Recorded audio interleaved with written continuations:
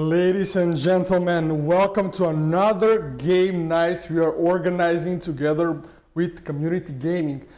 My name is Holly, I'm head of esports and today's host.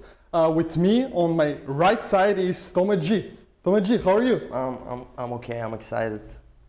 I'm so happy to have you today. It's an amazing pleasure to be with you together now. And I can't wait to see what our lovely teams have prepared for us tonight. Well, since the Mega Man made a statement, I hope that we'll see some team put a topping on that.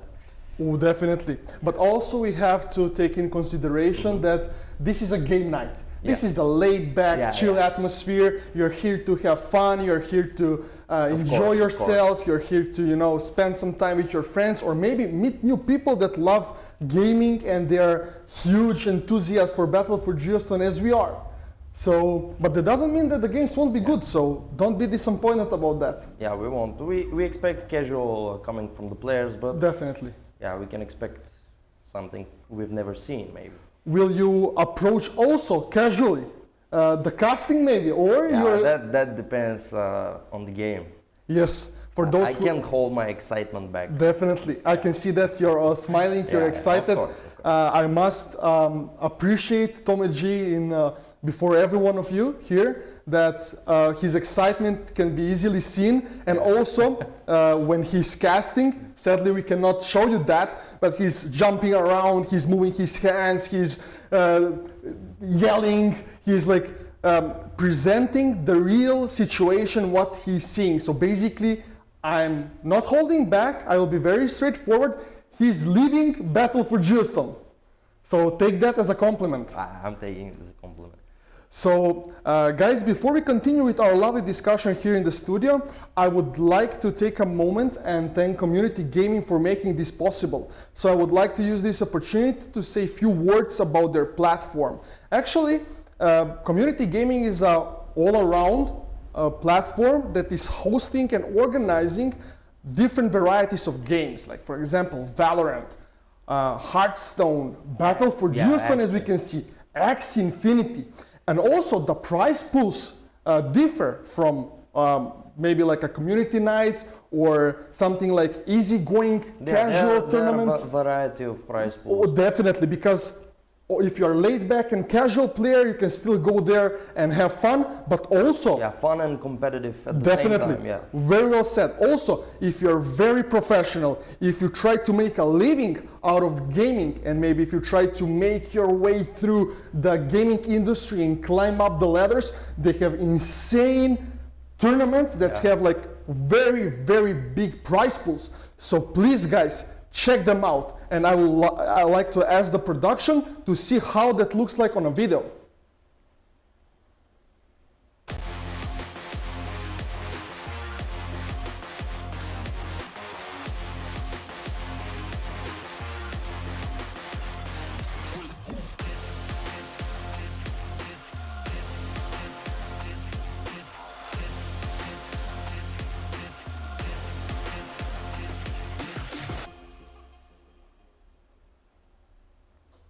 So I think the video was very well explained and complemented what we have said before. So guys, do not hesitate to check them out. Now it's time to go to the first game and let's see what happens. So straight to the game.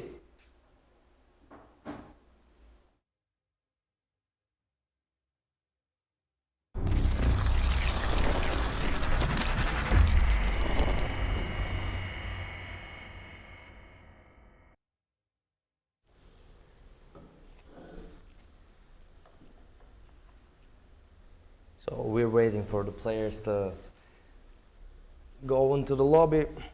While we wait, let's do my casual thing where I go into the spells of the latest support caught my eye. So while we wait for the players, let's go. So shout out to Zigseed, member of Mega Man Guild, and that was the only support build that was top tier, let's say, the tournament that we have. And now the players are in lobby, and let's see if the game started.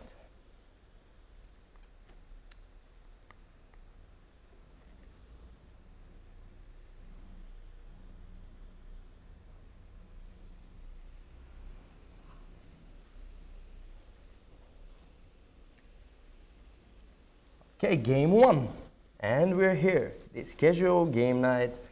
Let's check out the Deacon side. So we have Jellic, so Team DG against Team SEP, Wild Wolf, Mephos, Nico, Canix, RSDim, Detox God, John, Abbas, Dimi Pes, and Galax. So double lane, we have single. So I was hoping maybe we see some, since we have double Ranvir from the Classic side, that we'll see maybe some tri-mid, but that's not it. So we have this Ori versus Akuma casual mid lane. They're just taking for the creeps. And now the spells are being casted, and the Akuma leveled up before the Ori, so that is being quite of an advantage.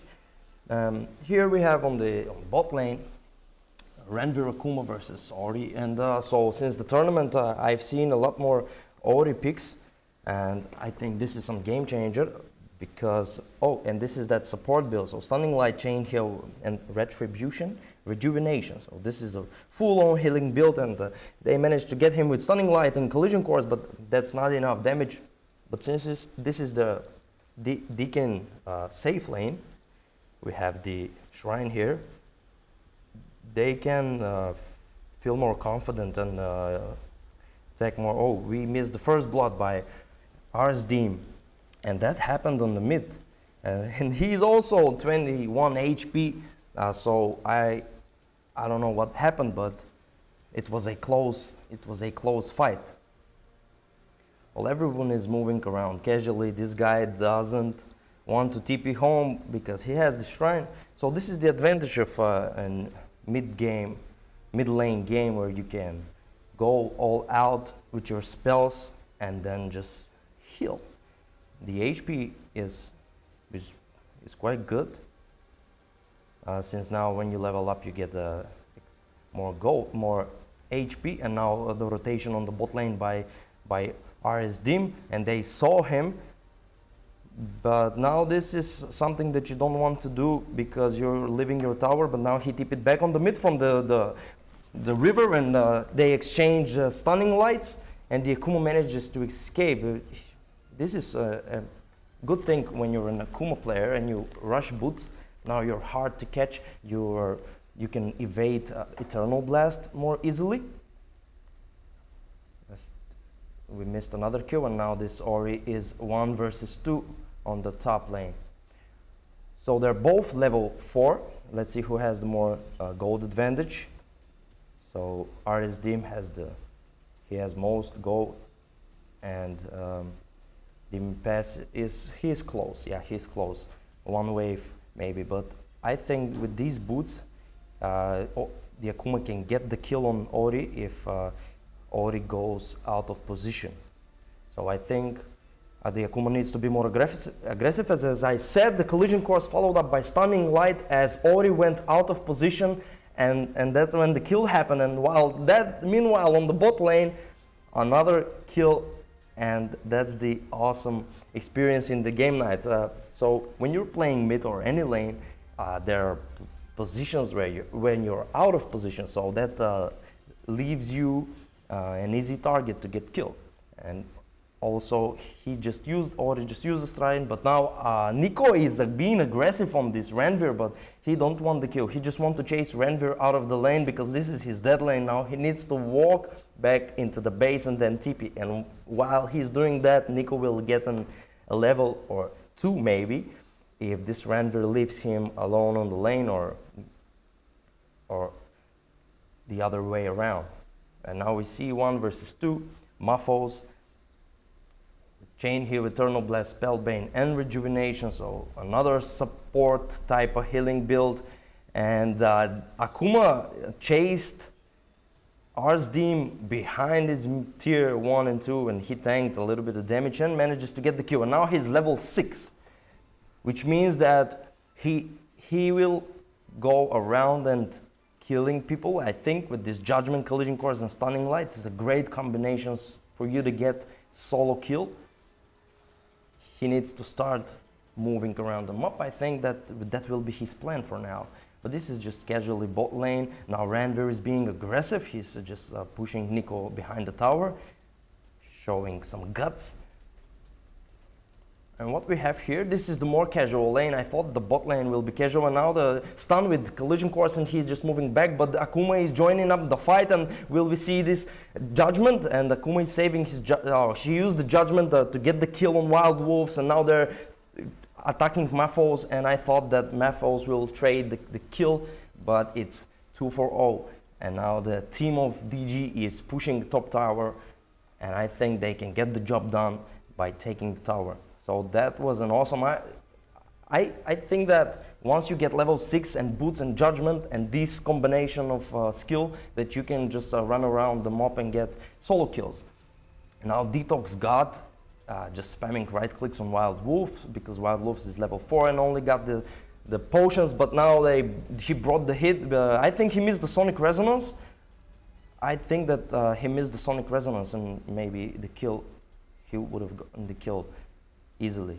The mid tower fallen by SF team, and I think that this is an early mid tier, and that could cause later more problems because they can now approach easily to the shrine and take top tower, and the map will be more exposed to ganking. And now Wild Wolves is rotating to the Geo side. Maybe he'll use his collision course to transfer here, but that Akuma transfer was very awesome, and we caught that, and now they both follow up with double stunning light just to get the kill. And now that was an awesome, how can I say this, transfer from a place to place with this collision course. And I thought that it will be the other way around, but yeah, we saw what happened. And now Ranveer just joined his teammates, and they are going to take tier 1. So they're even on the towers. And now Gallic TP bottom so he can protect his tower. But I think that 3 TPs from the SF team are, that is a good call to TP bot. So they take the tower, and they're even now on towers, I think. Both teams are missing 1 tower. But the mid tower is crucial when you miss it. And now Nico is aggressively jumping on Gallic, but it didn't do much damage because his collision course is level 1. But now Seb has jumped right into the tower, and they're moving back. A lot of spells are being missed, stunning light just to stop the movement, stop the fight. And now Dimi Pass is jumping in front of everyone in the middle of the fight. And now he saved his judgment, so he can now go for the 2nd kill. And that's double kill for Dimi Pass, and that's awesome. That was good usage of spells because he used his collision course and then followed up by judgment. So he has both of the initiative spells, and he's using collision course to farm. Okay, so that's a good thing, because you can use stunning light, but it won't do much damage on the creeps. It is AoE, but I think collision course is best. And now SF team is teleporting on the shrine. They want to protect it, but Sab's joined with this collision course, and now the earthquake and the stunning light. And this is a beautiful event. What is happening? Dimi Pass is actually survived on 200 HP, but now Nico came from behind, and they managed to evade the Eternal Blast. That's just because of the boots with the Kuma, and now the Ranveer missed his flame, and that's it. So a lot of spells were being casted, but not a single kill. But I think that's a good thing, because they managed to save their Akuma, their core player, and now Ranveer is jumping in front of the tower, the Eternal Blast, dealing damage to the structure. Now this TP from Ori with this earthquake that stuns everyone from the SF team, and now Nico is running on 12 HP. He'll use the shrine. They want to fight here near the shrine, so as you can see what is going on, they casted everything, and now they're full HP, and either they will bring the fight again back to the DG team, or they will go around the map separate waves. But now Nico is plotting something. He's hiding. No one is expecting this. He used this spellbane early. Now Yonch get the kill on Wild Wolves, and now they're jumping on Nico with this judgment, this beautiful initiative spell and stunning light, so he cannot go. He used his spellbane very early, and now the fight is continuing to going on. They're full on HP. The shrine is being used. The chain heal. He saved his teammates with that heal, and now everybody is casting the spells. And I saw that one of them is attacking the shrine, just attacking the shrine. Like, yeah, this Detox God, he thought that it will be better. Okay, and we saw that. And now the fight continues. Nico, he revived, and now he's going back to get his revenge. Can he stun, disrupt the TP? But no, now Detox God is, he went back, but I think that Eternal Blast could have got the kill, but now Nico is chasing Eternal Blast, and one right click away, but under the tower, Detox God managed to save himself with that stunning light. And I think Nico should use that Spellbane more carefully, because last time when he was hiding here, he used it, that was a bad Spellbane usage, I must say that. Because when he needed the Spellbane, there was no Spellbane, and now Stunning Light followed with Collision Course and another Collision Course with Earthquake, and that guy was sleeping. He was stunned for eternity, and now they're chasing that another kill, but TP from the SF team, Spellbane just to prog. He missed the Earthquake on the Ranveer, but managed to get the kill on Dimipe. And the Ranveer casually, he bought that shard early in the game. I think Nico is the other guy that has the shard early in the game. And the other thing that amazed me into this fight that happened here was that chain heal from the Ori healed a lot of teammates, and that's a good highlight. And now everyone is casually, I think they're just fighting back to back to back. And now the team of DG is going behind the Wild Wolves. He won't expect that, but he will get stunned now and followed by Stunning Light. They got the kill now. He wasn't expecting that Wild Wolves. He thought that he's safe, that he can return home, but that's not it. You need to have eyes on your back and on the front. And now Nico, he's safe. Ranveer missed the collision course, and now they're just attacking the tower. And Muffles is joining the fight, but he's so slow. Or someone buy him boots or something for the wings. He needs to be more faster. And now Dimipes is getting this solo HP. He bought the Rune of Immortality and Spellbane. So I think we haven't seen this earlier in the games, in the previous games. Maybe this is something new. He's now invincible, I think, with double Spellbane, and so Crystallize upon use, the hero can do anything and will become immune to all damage for 1 second. So that item, with good timing, actually right now what is going on is used his Earthquake so he can go home safe, but that's not the case because Ranveer was saving with his Shocking Grasp, which is level 2, enough damage to get the kill. And now Dimipes, what this guy is doing that is that will contribute later on into the game is he's getting that solo HP and he's farming the items. And I think we okay, yeah. what happened? He traveled back home, and now what I was saying before was that in order for him to contribute later in the game, as I was saying, this guy has already Mystic Staff, double Magic Armor, Rune of Immortality, and Boots of Speed, and he's level 11, and I think that he has the most gold. Yeah, of course, the team of SF is not even close to what this guy has. So I think next fight will be, if maybe the Deacon side get a solo kill on someone, maybe they can even get the even between them, because this Akuma at the moment is so strong. Spellbane combined with Rune of Immortality, I'm not sure that they can get the kill on this Akuma so easily. Someone is casting this global spell. Let's check who has it. I want to know this. So they're TPing top, I think. They want to protect tier 1, but I think the smart, would be to go for tier 3. And now the Judgment, he managed to get it from the far distance, followed up by Stunning Light, and that Stunning Light did double damage, as I can say. That AoE usage was awesome, and now they are dominating. So I think go-to spell is Judgment. They missed the collision course on Auri, but this hero is so slow without the boots, and now he's being bullied right in front of his base. Triple kill for Dimi, and I think we're going for tier 3. But since the opponents are a low level, they are respawning faster, or as we can see, they're moving, I think, the Geostone.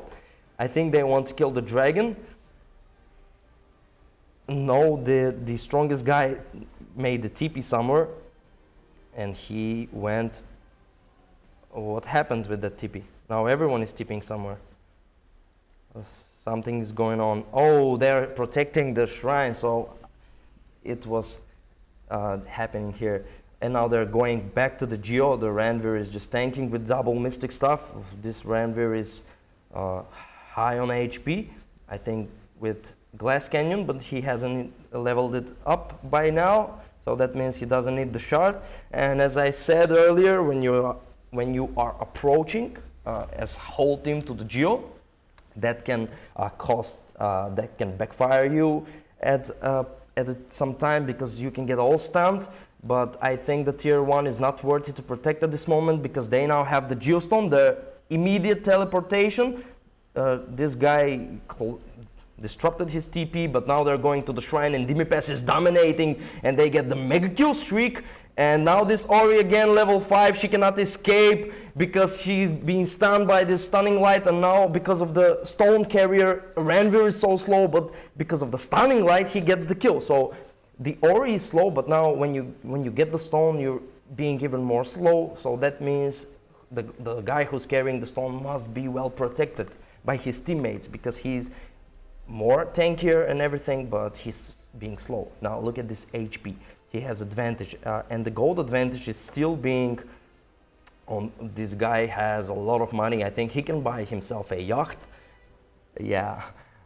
And Nico had this early game advantage, but his momentum was short. I think the fight that happened here when he used that Spellbane too early, and after that he got killed one more time, and now he's very back.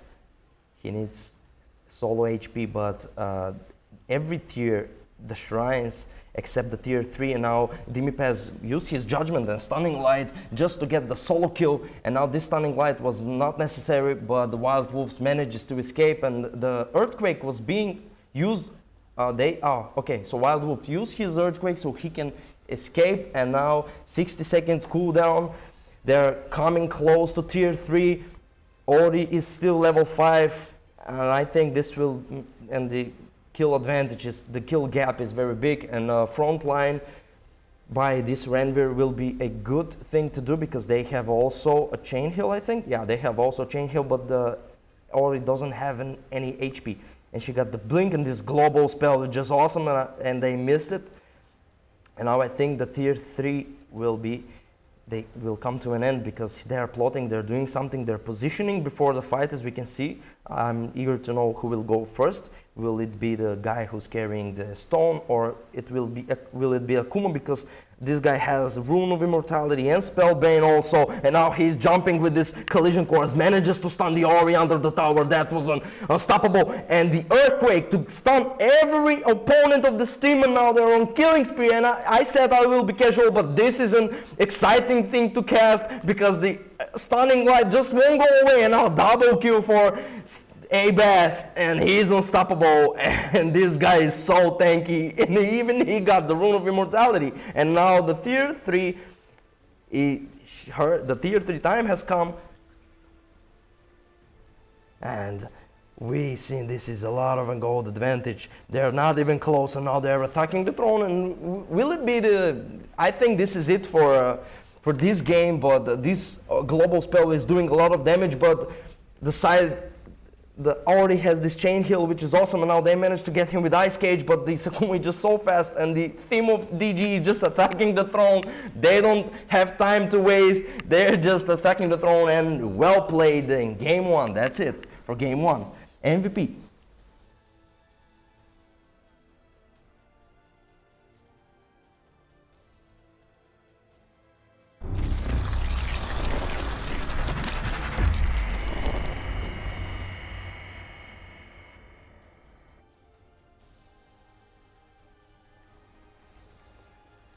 Ladies and gentlemen, we are back at the studio, but what happened actually? That was a fast-paced game. Definitely. Fights continuously happened back to back, and I think the crucial moment was when Nico used his Spellbane too early, because I think he had this momentum going on for him a little bit, but after that fight, I think everything was over, and I have to mention that the Akuma from the Classic side she had a lot of gold advantage. Yep, Yeah, that's also true. But we know that DG got home the victory, but we also have to give some props and respect to the SP. Look, this is a game night. Yeah, we came here to fight. Yeah. We came here to watch our fast-paced games. We came here to enjoy Battle for Giostone. We are not here to try hard, I think right? that the guys that lost, they weren't enjoying that much. Yes. One thing is that's very important is that when you go into a game, you have to be, relaxed. You want to have fun. But then, like, if the other team is try-harding and you're hard losing, then the fun disappears. So there should be a gentleman's agreement where before you get into a game, you're just like, okay, let's not try hard, let's have fun. What do you think about that? Gentleman agreement. Yes. Speaking from my gamer's perspective, okay. I'm always try-harding. Same. I can't Same. like chill and laid back. No, I want to win. Yep, same. Guys, type in the comments, what do you think about that? Are you try-harding when you're playing with friends or against friends, or when you're like playing normally for fun, or you're just like more laid back, take it easy, take it casually? I think that everyone that got that competitive spirit yes, is try-harding and a little bit of toxic because of that competitiveness. Yes, definitely. I can agree. I have been a pro player and I have been a professional coach.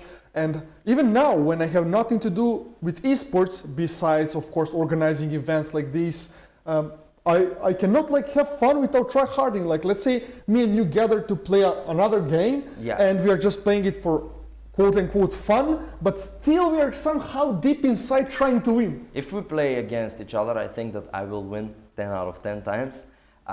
Depends which game. Yeah, but one thing before that crossed my mind while I was watching this game. Okay. So I think that the Akuma item build, did you see that? Rune of Immortality. Yep. And that early shard combined with Spellbane.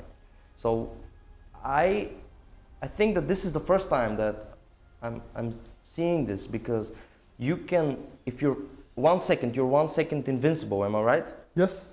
If you time that well, and Spellbane, you're buying yourself a lot of time. And plus the skill build that he went with Judgment, Collision Course and Stunning Light. Yep, very good build. Actually, this is the beauty of game nights. You can come, you can test something out. Yeah, a lot if of it doesn't versatility. work, it's not the end of the world. So that's why, guys, we want to encourage you to join on such game nights. It's not important like if you win or lose. There is no prize pool. There is like playing for fun, getting to know each other. So you basically like you don't have to lose anything. It's not like, okay, I took some random build, my team lost, and now we are like out of the tournament, right? I think that the Akuma, there was nothing random about it. That Rune of Immortality and that skill build and the shard and the item timing, I think that that guy knows his craft. Oh, so you want to tell me that that wasn't like test? Actually, that's actual pet build. No, that guy knows what he's doing. Oh. I don't know who's that player, but he knows. He knows something that I don't know. Because of the this is the first time that I saw that, so he knows something that I don't, and I will study that behind the scene when this is all over, and I will make some content out of it. Guys, if you don't follow Tommy G on his socials, please do so, and also, of course, if you do not follow Community Gaming, please follow them, and of course, Battle for Giostone. We all have Twitter, we all have Instagram. YouTube. Yeah. So just like if you want to stay tuned with the biggest and the newest patches, updates, and everything related to not just Battle for Giostone, but also community gaming, do not miss the chance to follow us. So we're heading into the next game. Yes, slowly we are going to go into the second game, but before that, I would also like to talk maybe Okay, yeah, about we like have more time. Yeah. I would go. also like to get this like easygoing questions with you. So I want to somehow use this opportunity to interview you because, to be honest, I don't like to put a lot of pressure on players. Look, it's a game night. Yeah. We don't have to go this deep into analytics, builds, because, for example, let's say you're playing a game night and there are two host casters and they're like insulting your build. And you're like in the background, sitting at home, you're like, bro, but I was experimenting, I wasn't giving my best, I wasn't trying. You know, it puts like the defensive mechanism. So that's why I don't want to go dive deep into the analytics of the game. The way that I see this is, since the game night is happening Wednesday, right? No, it's Thursday. It's Thursday. Oh, You see this? someone is Thursday. hardworking. Yeah, He's not like... so since it's happening on Thursday, I have a gap to prepare. Okay. That's the gap that I will experiment. Yes, fair. Yeah, I'm just a competitive guy. That's said the problem it- with yes. me. Maybe they're the guys that play casually, they have something positive because they can not be like, oh, I lost and then go and cry. If I lose from someone that is experimenting at the moment, I will shed a tear. Well, personally, I won't. Like, I try to enjoy games more, and I try to move more towards the casual side of the games. And I would like to ask you, let's say, perfect scenario. Okay. Perfect scenario. What do you need? Like, what are the requirements for you to not try hard? Maybe, what if you are, let's say, teaching your wife how to play?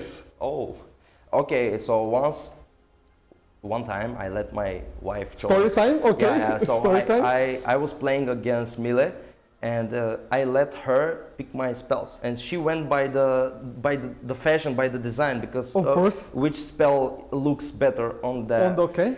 And it turned out to be good, but I think I only got one kill, and then I lost the game. Okay. But my hero was looking beautiful. It was perfectly well dressed. And another thing, you asked me what needs to happen so I can play casually. Yes. If I play against Stefan, against Save, or I play against Kirill Fox, that means that I won't try hard. Actually, another story time, we Yeah. were playing CSGO and Save came to play with us. You remember that well? Yeah, I remember. In the internet cafe downstairs. And he was talking like he's playing some new modes on CSGO, and that he was very, very strong and good at the game. And he was like, maybe I do not play competitive, but I'm very good at those mods. And then we went to play. Everyone it's like one-man team, so actually everyone plays for himself. But Save didn't win even one game. Yeah, but shout out to him because he wants to learn, and he was playing one time on Discord with friends, with everyone that wanted to play, and I was. Which game? I was coaching him. I don't know. It was with the Ready Player community. I'm not sure. Everyone that wanted to play just jumped into the server and the game. But Battle for Giostone, Yeah, right? yeah, Yes. BFG. And I was not playing that game, so Okay. I was following him because he was screen I sharing. remember that. Yeah, and I Yes. was coaching him a little bit, and he was like, "Oh, okay," and he improved. Yes, yes, I yes. think, I totally agree. Like, So there is a space for improvement for him. Yes, I totally agree. So basically, like, his scaling was very good. So Yeah. he started very low, he was very bad, but then he improved drastically. He had like that wasn't even a coaching session. Actually, you were just like giving him some tips Yeah. how to do it. It wasn't like one-on-one when you I like. told him buy boots, and Yes, but still, that's also a skill, you know, how to prioritize your economy and stuff. So, yep, shout out to Kirill Fox, probably watching this, Save, of course. We are just like having fun, teasing you a bit, and also motivating you to get better. So there is nothing wrong about that. Okay, so now I wanted to ask you one more thing. okay. You said that like if you play against Kirill Fox or Save, you will play casually because I they will. do not require your best. Okay. What do you have to suggest, let's say, to people that would like to go like to play game nights, for example, and they have like anxious feeling or they're scared. If they're anxious a little bit, Yes. don't think too much. Just join, Yes. because in order for you to get better at something, you need to lose like Yep. a lot. Yes. So I think that the Mega Man, that guild, they put a big statement. They raised the bar so high, and now it's hard to top that. But even in this casual game night, I saw a build that was like too good to be true with that combination. Guys, and listen. even in the casual stuff, we can learn something Yep. that can top that guild. Guys, you heard Toma G, and he said like, guys, just join Just as join. we are joining Don't worry. into the second game. So let's go.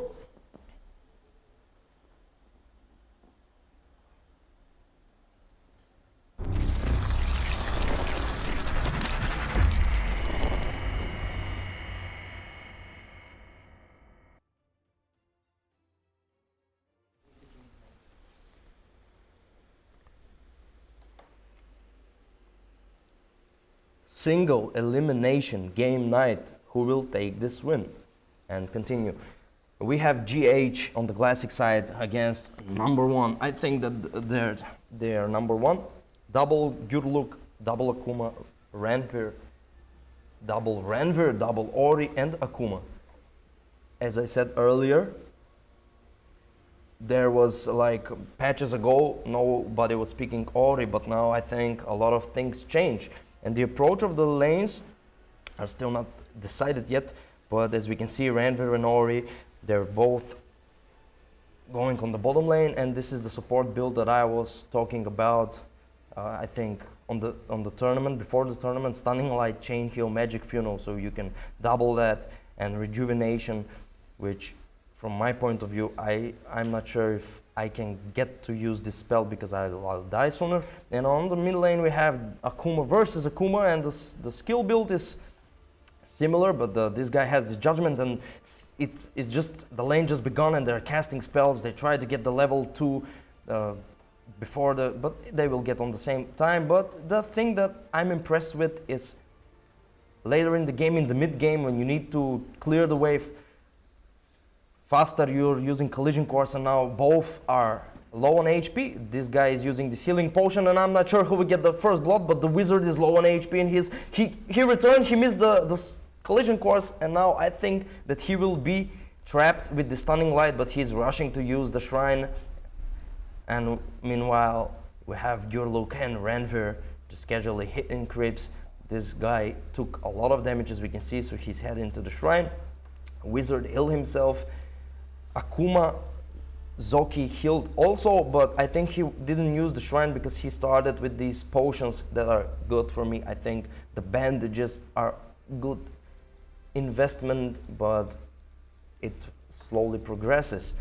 And collision course to get the creeps and a little bit of damage on the Akuma, and he leveled up in the middle of the fight, and now he returned that fist fight with the stunning light, and now they're both just exchanging blows, and ZB is teleporting mid to help his core, and that is an awesome play.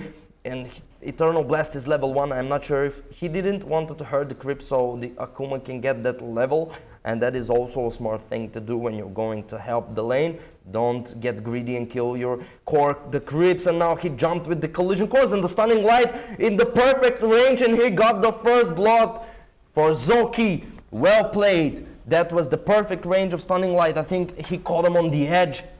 And meanwhile, on the bot lane, they're just attacking that tower, but now the stunning light on the Zebek, and they pushed him behind the tower. I think that the Nightfall and Hunter, their main goal is this tower, because they weren't that much excited about the kill going on.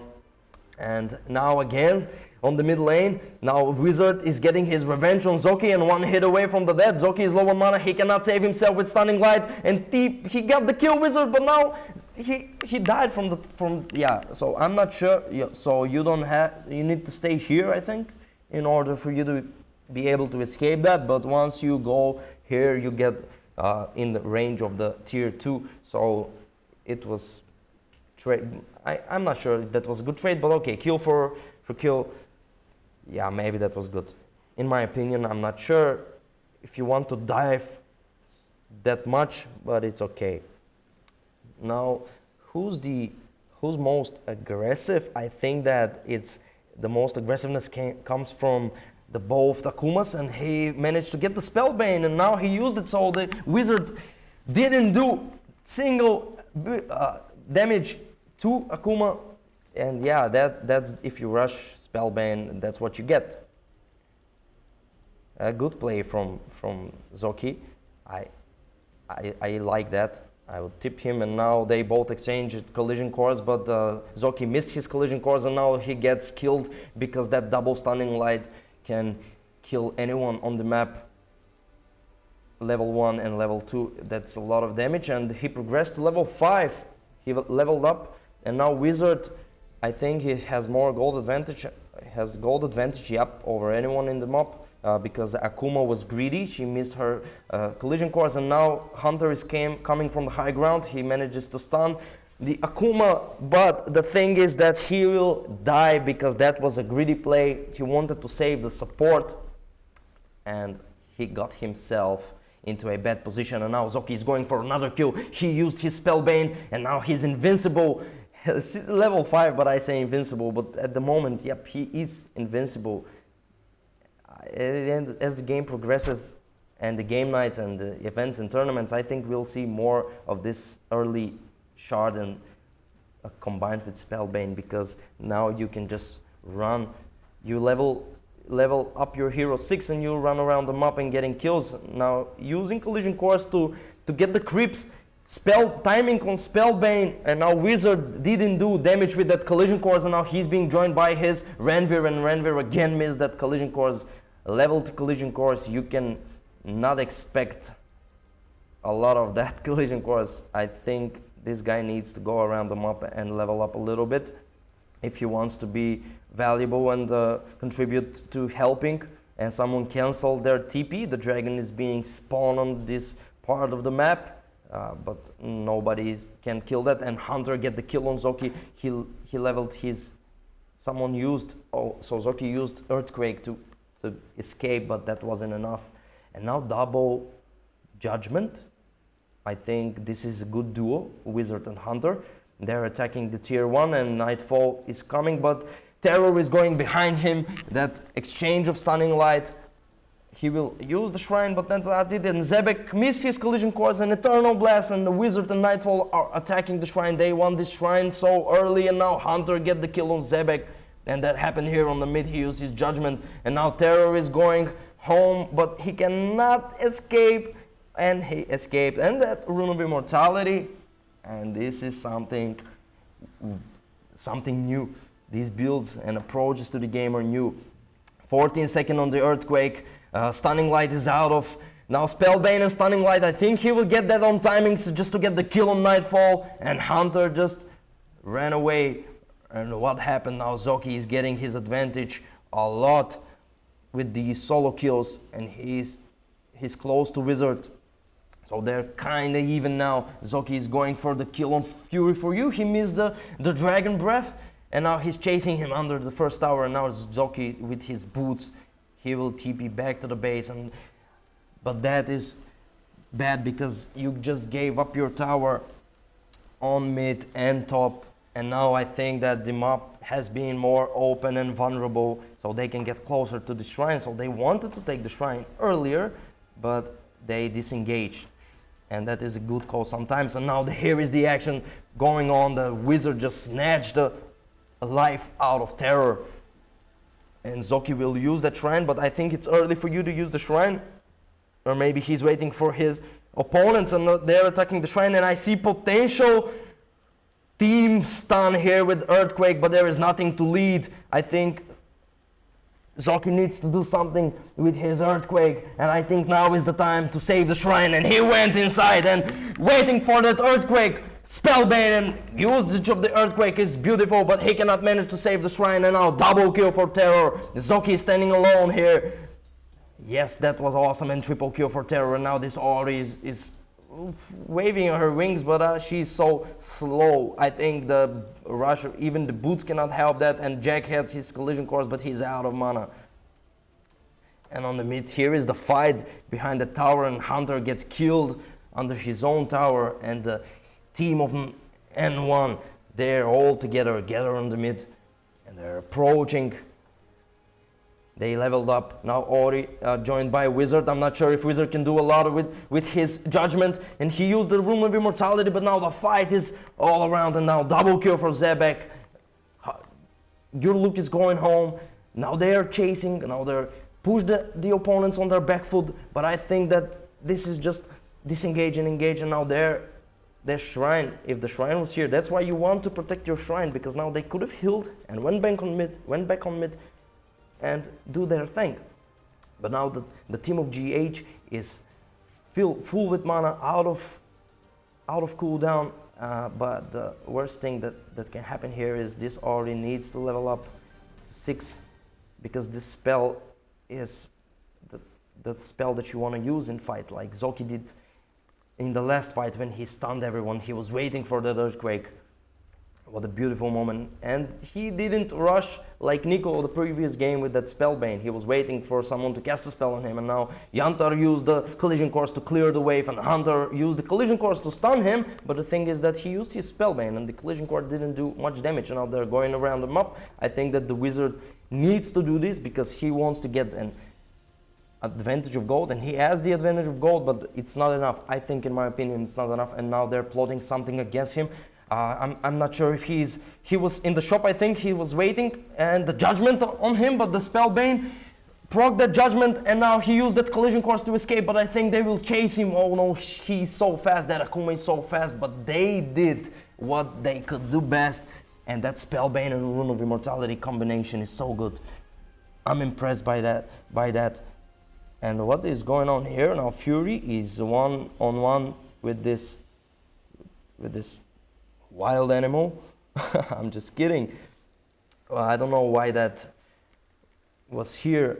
Maybe Fury for you is scouting the Geo, and now we have 1 versus 1 fight. Zoki and Wizard. Wizard is saving his spellbane and got cooldown on Rune of Immortality, but now he gets jumped from the lower ground from the river, and he's 1 HP away from that, and they use the earthquake to get that kill, and now stunning light just to prolong the fight, and now Zebek is escaping. He escaped, but I'm not sure if this Randver can save himself, but both of Auris are so slow, and now he's being joined by and healed with the chain heal. That's awesome. That is so awesome, that usage of chain heal. I'm not sure which level that chain heal is. I need to check that. Who's the hero that got the chain heal? We'll see that later. Wizard was not... He's playing so confident, and he was not positioned well. And he got jumped from the lower ground. The first attempt was not successful, but the second was, and they got the kill on him. So he needs to be more cautious and careful about his positioning. And now Yantar get the kill on Hunter, and that was on the bot lane. And meanwhile, Magnus is trapped here. He's stuck here, but he used that earthquake, and a little bit of damage was dealt. But now Ranveer jumped from the other side of the map, and they're going 1 versus 2, and double kill for Terror Lag. And like I said, this is a very fast game again, and now Wizard used the stunning light just to buy him some time until the teammate teleports from the GH team, and now the triple kill for Terror Lake, and that TP was good, but that was not enough, and they even get the kill on Wizard. And now Hunter TP'd, and only 1 hit away to kill Zebek, but that's not it, because double kill, he's tanking a lot of tower damage, but the judgment was on point. That judgment was on point, and the only guy that managed to escape is Terror Leg, but he got himself a good amount of gold and HP.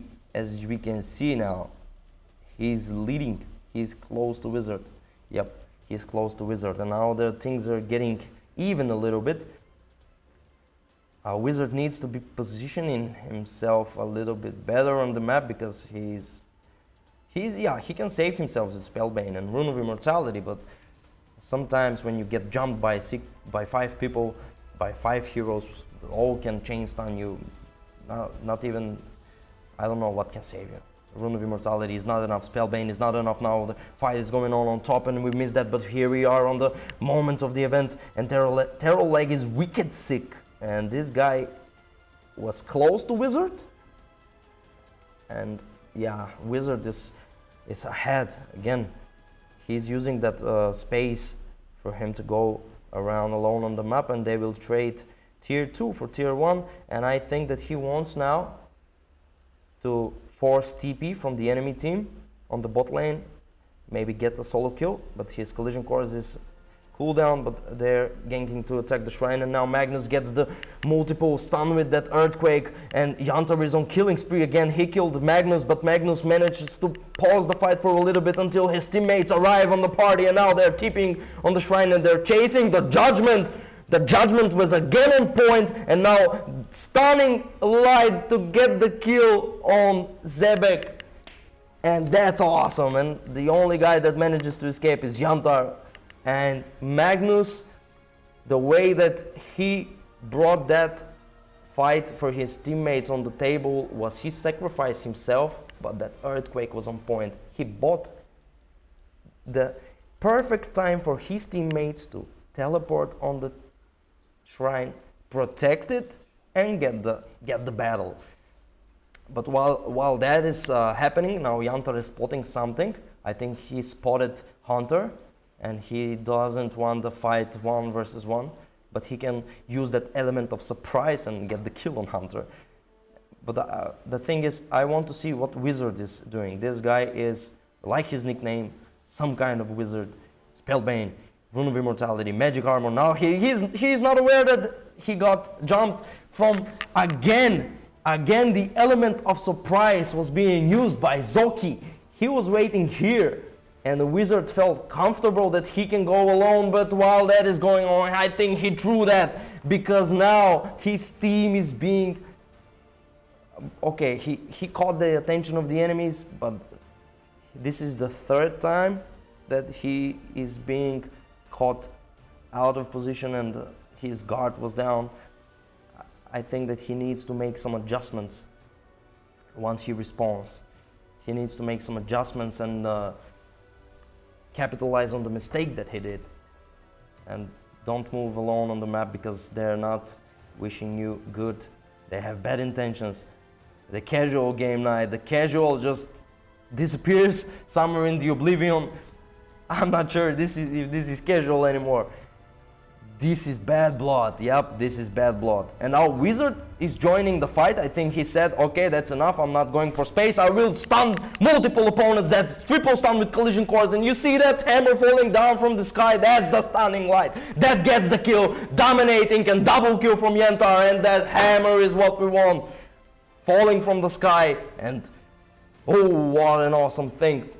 The trade is good. But now Wizard, 1 against 2.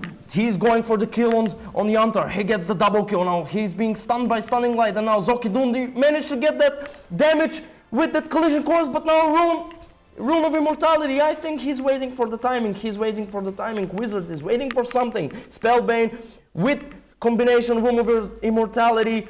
Now the Spellbane is being used, so the Ice Cage was not enough, but that's it for the round of Wizard.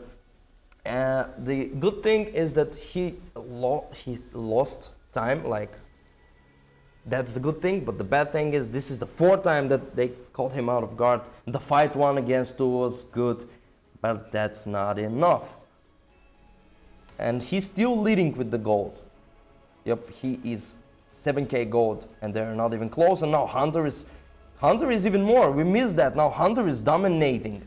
And where is that happening on the map? And now double kill for Hunter.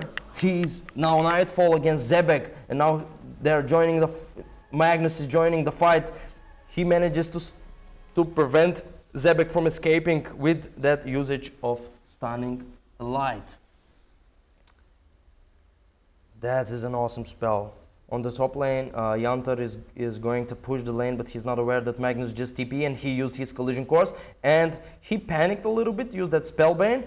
And now Magnus, if only he was faster, but he got that collision course and stunning light combination and magic funnel. So he did collision course, stunning light, magic funnel, collision course just to get the kill. Whoa. Now Wizard, you are going again alone on the map. Will that be a good contribution for the team? I think it will, because the space that you made for your teammate Hunter, that's a good thing. I will mention that later.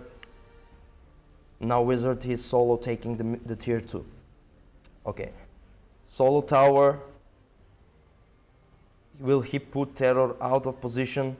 Terror has the broadsword and sleeve of speed and low on HP. That means he's an easy target because there is no Rune of Immortality nor Spellbane. So I think that's an easy kill for Wizard, and Wizard is aware of that, and he will take that into his advantage. I think later in the game, at some point at this game, Wizard, he is aware who is a snack for him, who is that easy kill for him.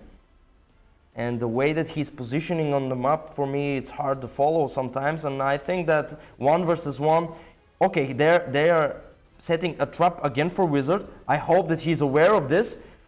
I hope that he's aware. Yep, he's returning. Now, while they're plotting something, Magnus gets the kill on the Yantar. Nightfall is joining top lane. But I wanted to see if the trap that they're setting for Wizard, no, they gave up on that. But I think Wizard was well aware of that, and now that double stunning light will get the kill on Jackboy. But Jackboy is so tanky, and now Terror scouted the dragon. Well, there is action going on the map. A lot of earthquakes are using monster manages to get the kill on Magnus. While everything is going on, Terror decides to disengage from the dragon. I thought that he wants this action on the map so he can get the dragon. Yep, he's going for the dragon. Now we have a lot of things going on at the same moment. Now Terror 1 versus 1 with the dragon, Wizard 1 versus 1 with the tier 3. And what is the most valuable thing now at the moment? I think that the tier 3 and the dragon, they're even, but now everyone is TPing top, and by everyone I mean Yantar, and they set the trap on Wizard. Terror picked the Geo.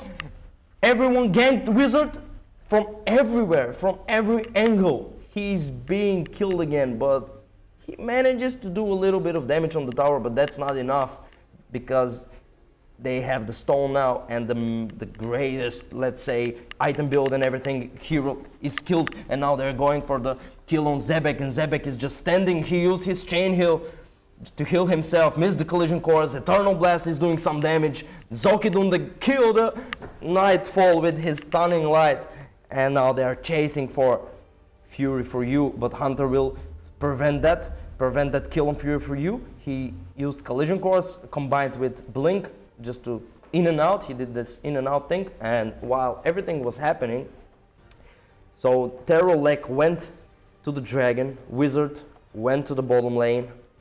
Someone was doing something on the top lane. I'm not sure which heroes were on the top lane, but the most important thing that caught my eye was who will get the most value out of the thing that they are doing at the moment. Will it be Wizard with tier 3, or will it be Terror with that Geostone? And I think that Terror manages to pull out as much as he can because they protect the tier 3 and get the kill on Wizard.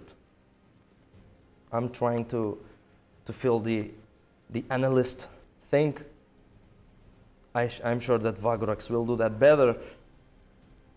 But now we have, so this is the place that you want to fight, and they procced a Spellbane on Wizard, and now Magnus jumped out of nowhere. He used that Earthquake, but Spellbanes were at the same time, and now the Judgment and the fight is being scattered around, and now they're 3 versus 1 and 3 versus 2, and Zebek killed Nightfall, and now double kill for the N1 team, and it's Hunter kills, he's on Wicked Seek. Hunter picked up the redstone, and now we see something different where Hunter gets 2k HP. They get the kill on Yantar. 3 Mystic Stuff. Glass Canyon. What happened? And now he's chasing him into his base, but he's healing. Let's see this fight.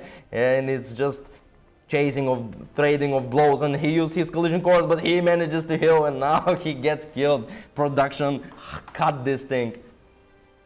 I want to see this one more time later. So Hunter picked the stone. We have 60 kills, 61 kill combined from the both teams. Who has the more? Oh, 11k, 10k. Oh, now Wizard. Yep. So this guy is always playing, he's the solo player. Now he jumped behind the tier 3. He manages to get the kill on Terror Lake, but Terror Lake escaped because now Zokidunda used his Earthquake to save him, but now they get jumped by this Judgment, and now Nightfall is waiting for his teammate to get healed, but that's not it. Now Wizard is alone, and Yantar picked the redstone, and I'm not sure why they did this, but now Wizard is also being killed under his own tower, the enemy tower. I'm sorry, but that's double kill for Zoki and Wizard. That was the most greedy play that we've seen in the whole Battle for Giostone up until now. Triple kill for Zokidunda. Now Yantar is carrying the stone, but I think that the Yantar is an easy target. And now Magnus with his combination of Magic Funeral, Earthquakes, and every spell that he can cast, so he get the kill on Terrorblade, and now he wants more. And now he wants to escape, but he cannot escape. Now 3 heroes went for that kill, and he cannot escape that. But look at this amazing thing. The shrine is still alive. Yantar picked the redstone. I think that now Yantar needs to stay as far as possible in the fight, and now Hunter goes in. He used his Judgment and Collision Course to get the kill on Zebek, and now Stunning Light, but the Spellbane was being used and Collision Course to escape, and now they're chasing because they smelled blood, and now they want to get the things done, but the Ranveer wants to escape, and he's like, as you can see, his items, he had Magic Belt, Thieves. He's not that strong. He's good on HP, he's high on HP, but that's not enough, I think. And now everything depends on how this Wizard guy will play, because last time he went greedy and they lost the fight.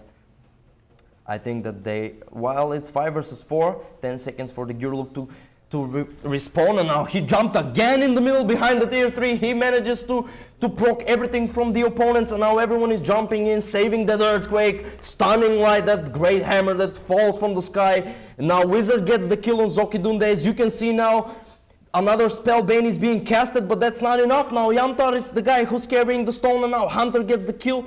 They get the kill on Hunter because he was tanking a lot of damage from the tower, and they want to drop the guy that's carrying the stone, but triple kill for Yantar. And while that is happening, meanwhile on the top lane we have Magnus that is attacking tier 3 by himself. He's not yet in the position of where he's in. What was that word? Never mind. But now, because everyone used the spell from the N1 team, he was aware of that, but now he is jumping and going for the Yantar goes for the quad kill.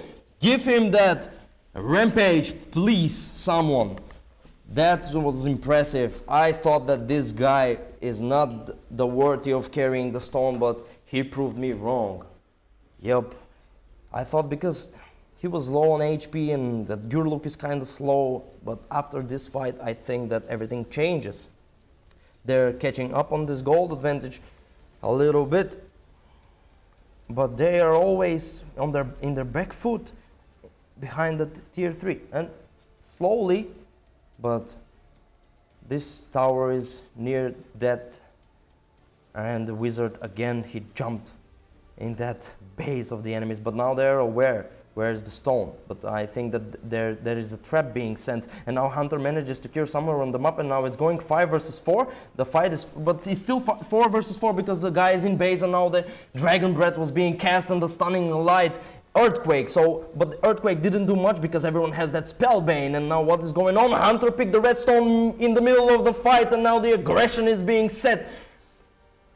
They get the stun with the Earthquake, but Wizard manages to kill the Zokidund, the greatest Akuma at the moment, and now Wizard is on double kill and the whole team wipe. And I think this is the deciding moment. Now they can enter, or maybe they decide to ignore this tier and go straight for the throne, but I'm not sure about it. We'll see. They decide to take the tower, clear the wave with collision cores. I think they're low on mana. Now Gurluk spawned. I think he can go with his collision cores and Eternal Blast and his combination to deal some damage, but that's not it. That's the case now. Magnus jumps. He's so confident in his combination. Show him how it's done, and now get back. Use the shrine. They snatch the stone. Take tier 3. Yeah, things happen. These things happen. But the good thing is, if you save the shrine, 30 minutes into the game, you can use it. Save some time, don't go into the base. Save TP. Maybe they're here, they want to scout the Geo, but the next dragon, I'm not sure when he will be born. Now 3 people on the top lane from the GH team. Nightfall, Hunter, Fury for you, and Nightfall. Magnus is on the mid. This guy with his combination is just so scary. And Terror Lake was bottom. He cleared the wave, and now they will approach tier 3 on top because it's 2 hits away from that, and they can force fight here. Wizard again. Let's pay attention to this guy because he don't care and he's jumping like crazy. And that was, I think he misclicked collision course. Let's say he misclicked collision course. Now he's looking for fun somewhere. He wants to participate in every fight, and he wants to be the guy that is starting the fight. I think that is in his mind, and now he manages to go inside, like we said earlier.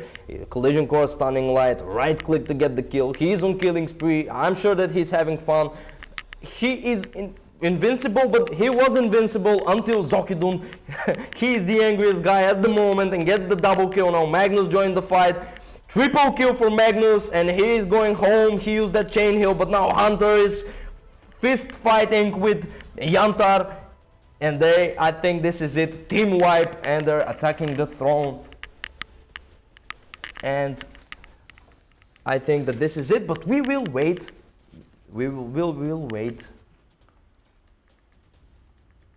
And they're attacking the throne, and I think this is it. I think the GH will take the victory home.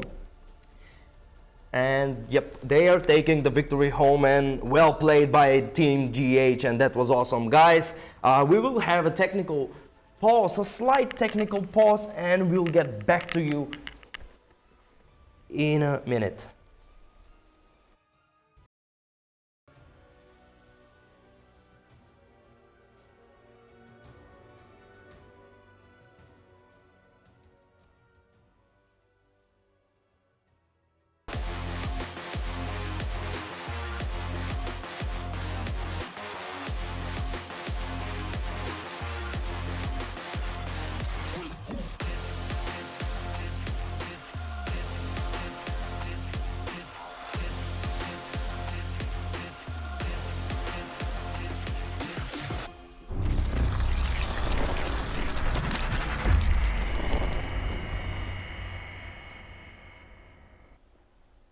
Ladies and gentlemen, welcome back to the studio. Sadly, we had a small technical pause, but now we are here. Holy guacamole, what was that?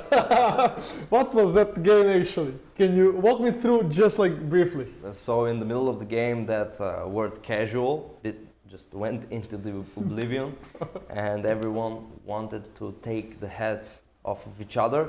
And the wizard, let's take a few moments and talk about the player Wizard. Okay. So I think that guy was having a lot of fun because he was always jumping from the lower ground to the high ground. I don't know what was his... So he's a wizard, right? Yeah, he's a wizard. Again, that item build and skill build was on point, but I think that maybe he was the only player that was casually playing because he was. But he was still dominating. No? He was dominating. he got dominated 2 or 3 times. They made a trap. They set a trap for him, and he was casually less hitting, and they got the kill on him. But the thing is, the impressive thing, he was having fun, everyone was having fun, but in the middle of the game that casualty just disappeared because things started to get serious. Yep. I think like when it's a game night, it always like happens like that. Maybe even though you start casually and you see that the other team is like doing try hard plays and stuff, you just get provoked, you get irritated, and then you go back. Like, but it was way closer game than the first one. Yeah, it was even. It was even, yes. Yes. But still, the gold advantage on Hunter and Wizard was far than Yes. the opponent. So the kill gap was even, was close. They passed around, they tossed around the stone. Hunter had the stone, Yantar had the stone, everyone had the stone in a certain point of time in the game. But I even thought that the Gurluk that had the stone, that's a bad move, but it wasn't. He made a quad kill. Yeah. Yep. A quad kill. Quad kill. Exactly. So sharing is caring, actually. So let's all have the stone. Let's all make a quad kill. This is the game nights are made for. Yeah, this like, is what was we expecting. Yep. Having fun. Having fun. It was very fun to watch. Fun. Yeah. I always have fun. Yes, we can see that. Well, especially when you're casting, Yeah. and that's good. That's good. Having fun and doing what you enjoy is like very important because you never run of boredom and everything runs smoothly. So I wanted to ask you something like, do you think that in a casual like environment and casual games, does the roles exist? Like for example, let's say you play Battle for Giostone with 5 your friends and you're having fun and you said like, okay guys, we don't try hard, let's laugh. And you're a support player, will you still play support or you're going to try something more heavy, like carry and you know? Well, there is not enough creeps for everyone in the game. Oh, good point. So we need to play with the cards that we're dealt. Ooh. So chain heal, you can take that. You can go around and heal opponents. I think you can feel good about yourself with the healing opponents. Opponents? Teammates? I said opponents? Yes, you said yeah, opponents. I said opponents. You cannot kill opponents. Maybe That's we all. will make a skill someday that you can heal opponents. Yes. You can play double agent. I'm just kidding. I thought healing teammates because in the middle of the fight, when you're just like, oh, I will get the kill and the support heals. Like Zigseed, he went with stunning light and chain heal, and he was the best support that we've seen in this Battle for Giostone. So the answer to your question was, yep, you can have fun playing with chain heal or some other spell that you can help contribute to your teammates. Definitely, Because definitely. there is not that much less hits. Everyone Yes. cannot rush and buy that magic armor.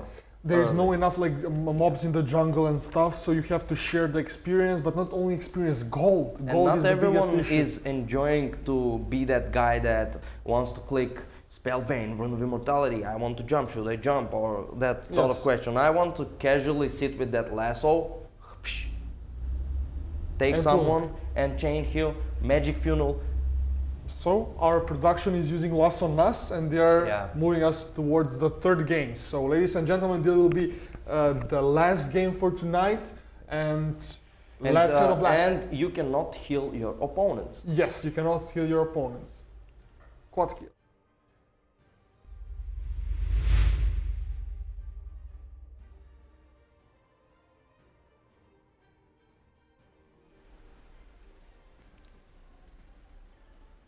And now, triple Ori, Renvir, triple Ori, Renvir, and Akuma against double Ori, Renvir, Gurluk.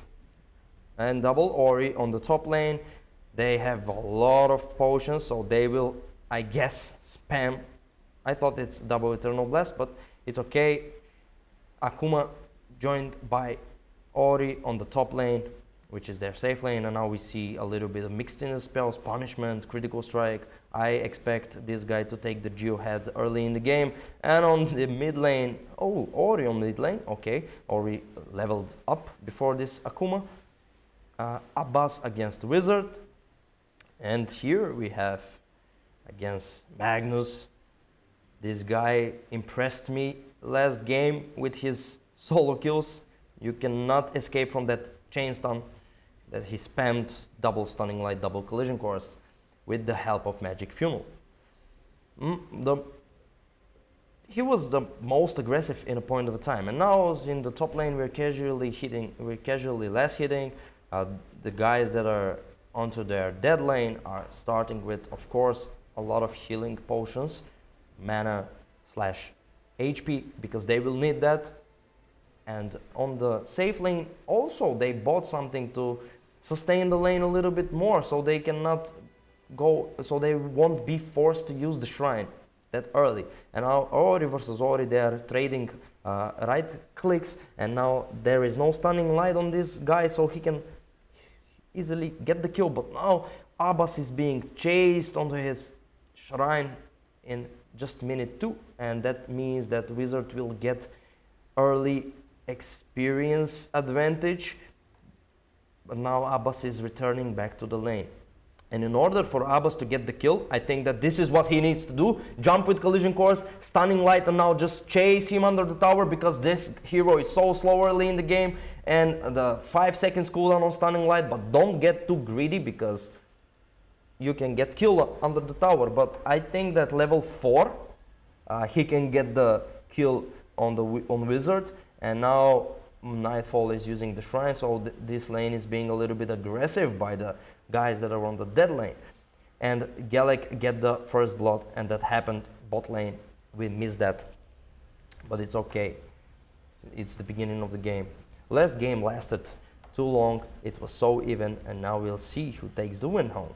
A Wizard versus Abbas on the mid lane. I still think that the Akuma has a slight advantage over Ori because of the speed advantage and this double stun, but Akuma gets stunned in the middle of the river with that collision course followed by stunning light, and now he's bringing back the hit. And while that's going on, I think we missed another kill, but I think Wizard is going to get the kill home. And now on the top lane, Nightfall against Detox God, double stunning light, but he gets punished in the moment that Fury TP top lane, but it just seconds was in question. I thought that they will get the kill next time with that punishment and TP, and now Ori is doing that aggression on the bot lane. That Magnus guy doesn't want his tower to get vulnerable, because if they start attacking that tower, they will force a lot of TPs back in the bot lane. But now Dictox God is chasing Hunter under the tower, and now he's being double stunned by that Nightfall and Hunter.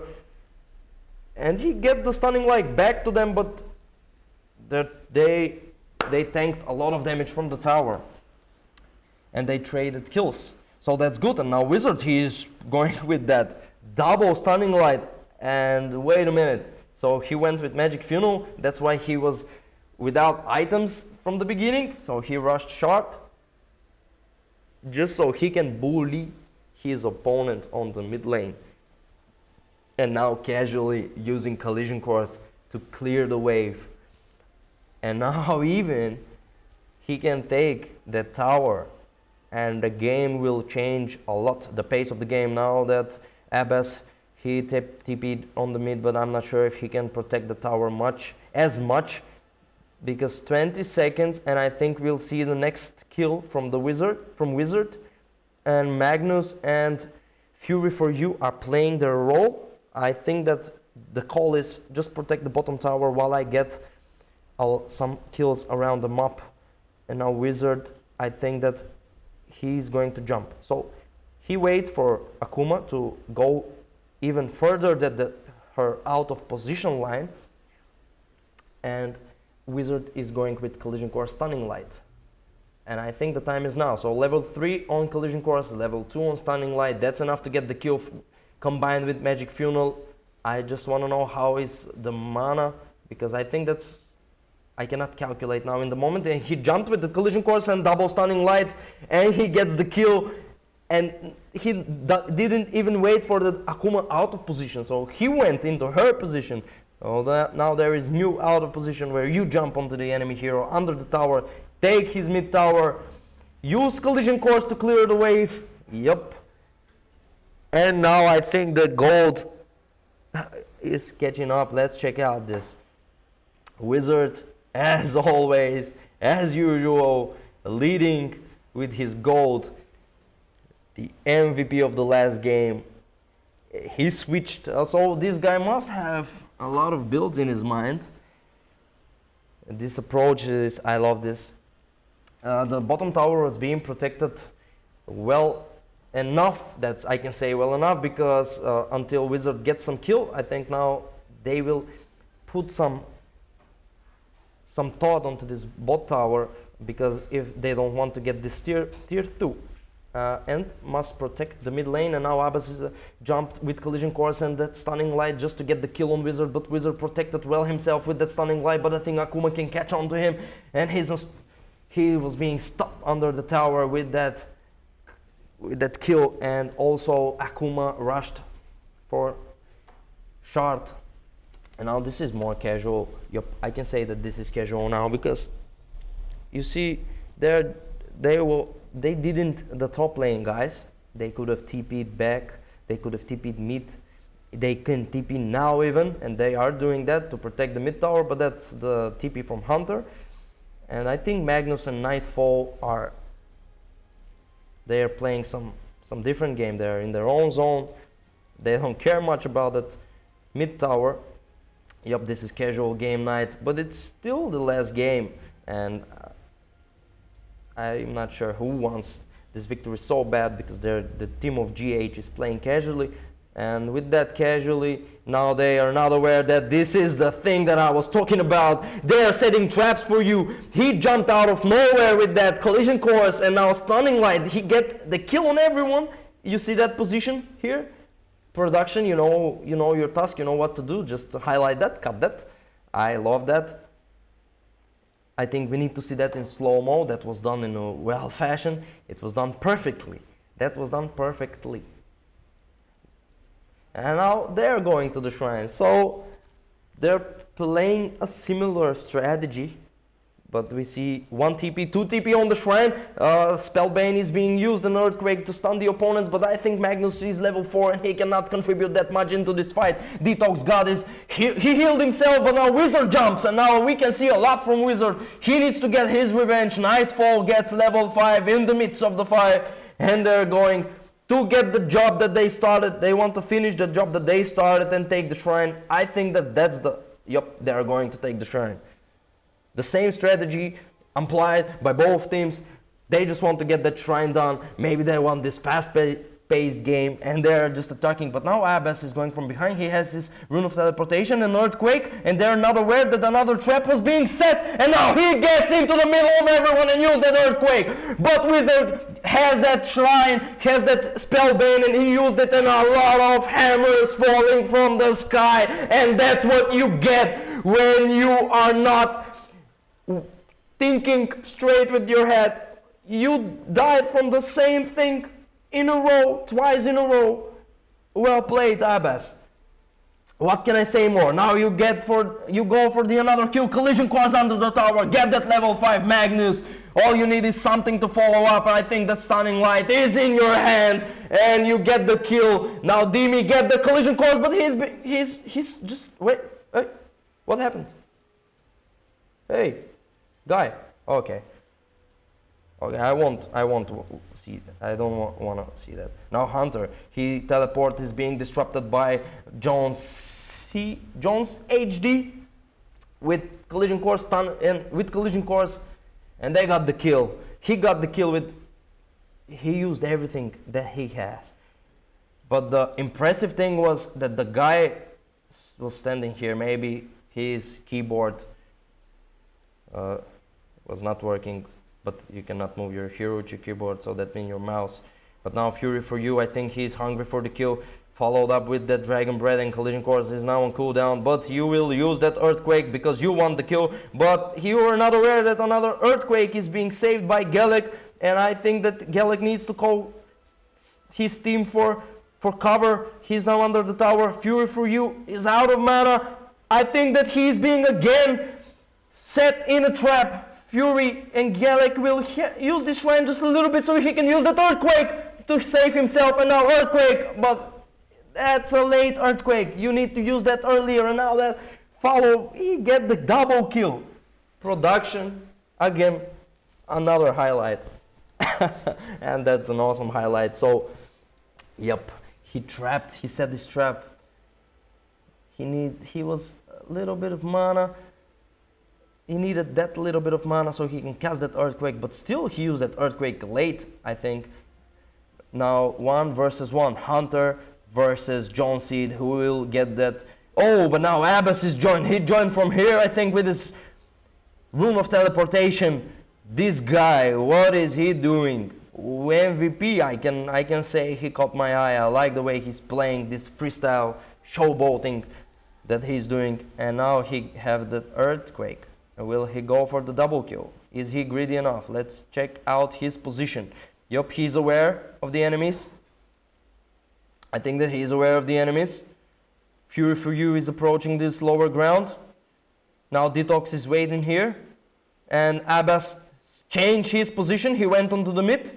But he's still saving this Earthquake. And now Detox got. And they're going for the kill on Abbas. But Detox God joined the fight. And now Wizard is not aware what will happen.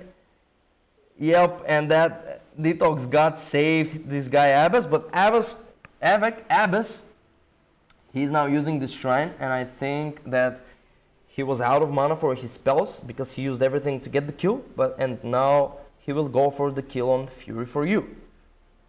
And Rune of Teleportation. Oh, no. He doesn't want the kill. He just wants to clear the wave. But someone is approaching the Geo, and Hunter, Magnus, they're both approaching the Geo. I think Magnus, you need to stay here and scout, because Hunter with his critical strike can solo the Geo. Yep, and that's the way you do it. Now, don't use the AoE spells from the Geostone, because that's a bad position that you want to place yourself in, because if the enemy team joins the fight and you're low on HP, they cancel your TP and they can just change the game pace. And now Nightfall, Magnus, they need to stick with Hunter, because Hunter doesn't have spell nor item that can save himself in the midst of the battle. So he wants to be healed, he wants to be saved, stun the enemies and everything. Open a path just for Hunter to deal his damage. Broadsword plus 30 attack speed, 65 damage, plus critical strike, and now the shard, he will TP back to base, and oh no, he went somewhere else. Yep, on the mid lane. But I think he needs to buy that shard or maybe some magic armor. But I love the way that Akuma, the Abyss guy, is positioning himself and using that teleportation with Earthquake, Collision Course, and every combination. He is playing in sync with himself, and his team is following by. Last time he got saved by Detox God. So now the positioning of Wizard, he is jumping right into the middle of the tower, get that double stunning light to get the kill. Yup, he was getting greedy, he didn't use that stunning light earlier, but now the fight is being scattered around the map. Now Wizard needs to go home. He can use the Rune of Immortality to get himself saved, but that's not enough. Good timing on Rune of Immortality, but as I said, that's not enough, and now the fight is happening 4 versus 4. I mean 3 versus 4, because the Shrine guy is going bottom, and we missed that, but the Earthquake get the stun. Now Detox God, he healed himself. Who will join the fight? Nightfall is going again. Detox God, that Divine Smite was being used, but that's not it. Now Abyss get the double kill, and he's running away from Fury for You. Fury cannot catch Abyss, even if that Collision Course is now off cooldown. Now Nightfall is joining the fight. Abyss will go back. 36 seconds for the cooldown of the Earthquake, but the Geostone guy now TP'd top. He's using this space that his teammates are creating, but I'm not sure that you want to go against the Abyss because Hunter, you don't have a spell that can protect you. And now Abyss, he's waiting in his position. He's waiting. Now he going in, jump with that blink, using collision course, and now Hunter is escaping, but Wizard manages to get himself onto the Abyss and get the kill. Now Detox God is joining. Fury for You jumped into the middle of the fight to stun Detox God with that stunning light. And what is going on? Detox God contributing to the fight. 2 seconds on that Earthquake. 65, he used the Earthquake, and now everyone is jumping him. Another Earthquake just to get the kill under the tier 2. Hunter, I thought that you will die from that Abyss initiation, but that's not it. You proved me wrong. This Wizard guy, you pay attention to what he's doing and contributing to the team. Yes, he is an easy kill because only he has 1 second to time some spells that are cast onto him, but when he's going on your back and he's breathing in your back, in your neck, you don't want the guy to is Wizard. An Earthquake. What is going on now? Abyss, he gets his revenge on Wizard. Now the Gallic, they're chasing Wizard, and they get the kill on Magnus. And what is going on now? Nightfall, they're bringing the hit. They get the kill on Abyss, and now Fury is chasing Jones. Jones HD picked the redstone. Fury for You is low on HP. I think they get the kill, and now Nightfall is escaping.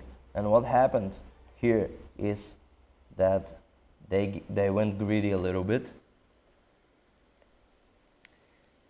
And like last game, Wizard likes to play that greedy positioning, but I think he later into the game, so he can always solo kill with his combination, Magic Funnel and Stunning Light and Collision Course, but after that he is prone to get killed easily. He needs to be well defended, and now he is attacking with the Detox God. And Hunter are going. Now Nightfall joined the fight. Now Magnus also has that magic funnel. He can always chain stun opponents. Now can Detox God escape? 3 versus 1. Everyone casted their stunning light. Another stunning light is being used, and I think that now we'll see the battle of the right clicks. And they get the kill on Detox God. So they're pushing again. Top tower. Mid tower, Jones HD. He's the guy that is carrying the stone, but again, I think he's an easy kill because he's lacking protective spells and items. Wizard, he knows the positioning of the stone guy, but does the stone guy knows that he is in danger?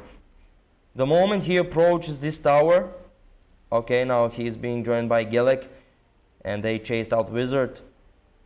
But Wizard forced a TP bot lane. That means that the team of GH can start pressing mid. And the Wizard will finish the shrine by himself. He deals a good amount of damage, despite the fact that he is this magical build. Abbas gets the kill on Hunter. But now that Hunter is not carrying the stone, he can out of position himself. He is well aware of that, and now they're going for the tier 2 mid. Sorry about that. They took the shrine. They're going for the tier 2. Magnus used his collision course just to get the wave cleared, and they will go back, I think.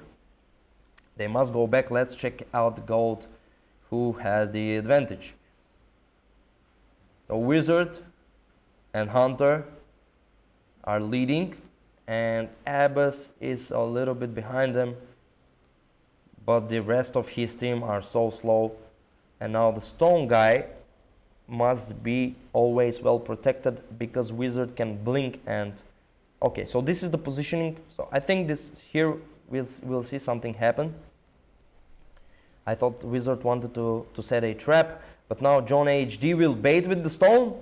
And now Abyss is joining the fight from the lower ground, and he blinked and manages to stun everyone from the GH team. And now DG team is bringing the hit, bringing the fight, killing the Magnus, going for the Wizard kill. And what is going on now? Fury for You joined the fight. Everyone used the Spellbane from the DG team. Oh, they don't have as much Spellbane as I thought, and now Nightfall used his Chain Heal. Abbas initiated, but Nightfall read that. And while that's going on, Hunter is going into their base. And I think that the team of DG are well aware what is going on. Hunter is just casually attacking the throne. And will we see this sneaky play by Hunter? Or he will force TP? He forced 2 TP, and that's good. Now the team of DG cannot push bot lane. And that was a perfect play.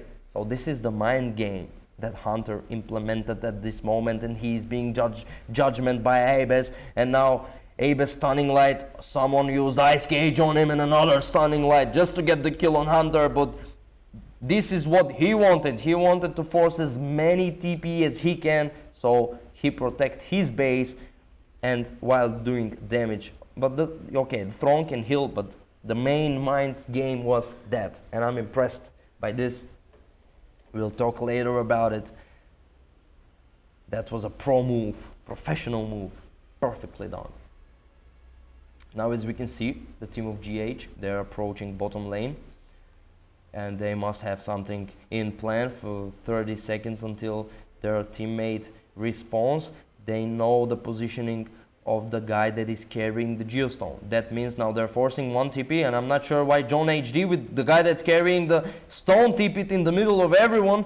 I'm not sure why he's feeling so confident, maybe because Abas got his back, and now Magnus, I think Abas can see this and can lead into the fight, but he wants to stun as much opponent as he can, and now there everyone is standing together, and I think Abbas, now is your time to go into the fight with your Earthquake. And I think now the seconds are in question, and he goes, I think he listened to me, and now he gets the kill on Fury, and Galaxy is on killing spree. Now Magnus, can you use your magic funnel to get as much stun as possible? But that's not it. Galaxy is dominating, gets the double kill, and while that is happening, meanwhile we have Hunter with his play again, where he's so I don't know why, but he's pushing the top lane like always. This time I'm not sure if you can force some TP. You cannot take the shrine by yourself with only 65 damage. And what happened into this fight is this Akuma with a blink and Earthquake and double boots. I'm not sure why, but I think he knows. Maybe he doesn't know. Maybe he thinks that he's faster. Someone needs to remind this guy. Oh, okay, so he has 4 boots. So one for one leg and not for the other. Maybe he's going for that, going for the design. But I think someone needs to tell him that this is not working. Sell. And what happened in the last fight is actually, and again, it can happen if they go and force fights under these positions when that blink and Earthquake can get out the max value out of it. And we see that Abbas is now going for the top lane. Now Magnus is not aware that he can get killed in a blink of an eye, and now Abbas is blinking onto him. Now Earthquake, use the Earthquake, but they exchange stunning light, and now who will get the kill? But Galax joins the fight and saving Abbas. And I think that Abbas would have been killed.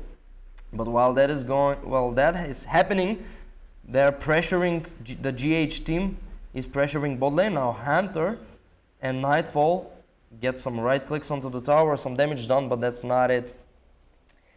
A big gap in kill. And also they caught up for the gold advantage. Oh, I don't know why is that happening, but I think we need to see a decisive battle, because Abas went a little bit greedy, and now he is going with that blink, but the wizard, he is a wizard, yep. He read that play and he blinked, but got caught by that stunning light. But it's okay, now he's being healed with the chain heal, which is only level 2, and heal him a little bit. Now Magnus, I think this guy also needs blink on himself, and now Abas is on killing spree. He manages to kill Hunter, and we missed that on the top lane. But now Wizard jumps from behind, and he missed the spell. But Abas panicked, I think, and he pressed Spellbane. He wasn't aware that Wizard will miss the spell. But now, the team of DG is stronger at this point, I think, but they're being forced onto their back foot and being placed on the high ground. But now Abus is being chain stunned with Stunning Light, and I'm not sure if somebody can help him, but he used that Spellbane just to get but Galek gets the double kill. He's on Wicked Sick, and now Galek is on Monster Kill, triple kill for Galek, and Abus, I thought that he's dead for sure, but that's not the case. And maybe they will chase Wizard, but he can escape. Rune of Immortality and Rune of Teleportation. The team of DG needs to push somewhere. They will get the shrine. I'm more of a tower guy, but it's okay. That's their plan. While Abus and Wizard, 1 versus 1, who gets the kill now? Wizard gets stunned, and with everything that Abus has, but he's saving that Earthquake, use the Rune of Immortality, and I think Wizard cannot get this victory home because Abus got this teleportation, 1 second of cooldown and Earthquake, and Detox God is joining the fight, and now Wizard cannot escape, and Detox God was saving the kill for Abus. Oh my god, what an awesome play. Wizard, he changed his craft at this game, and now that is backfiring on him. Hunter with his play, like a lot of damage. Maybe he will ignore the tower and go straight for the throne and again force some TP, but now top we have a lot of fight. Galaxy's on Godlike. Detox God, now Magnus will join the fight from behind. No one is expecting this. Multiple Earthquake stun, but once the stuns wear off, they get the kill onto Magnus because that stone boost is very good. Yup. And the Hunter manages to force a lot of TPs. He gets the tier 3. But I think that we have slight issue with the game. And now we're back. We didn't miss a thing. We didn't miss something. Hunter, a lot of damage on his. That is the most damage that I've seen in the Battle for Giostone. And I think that he can solo the throne, but the team of G8 can always TP back to the base. So I'm not sure if Hunter wants to play on a different lane, because 5 versus 4, team of GH cannot sustain that much of damage. I think he needs to contribute something to the team. Yep, I think he needs to do that. He is alone on the top lane.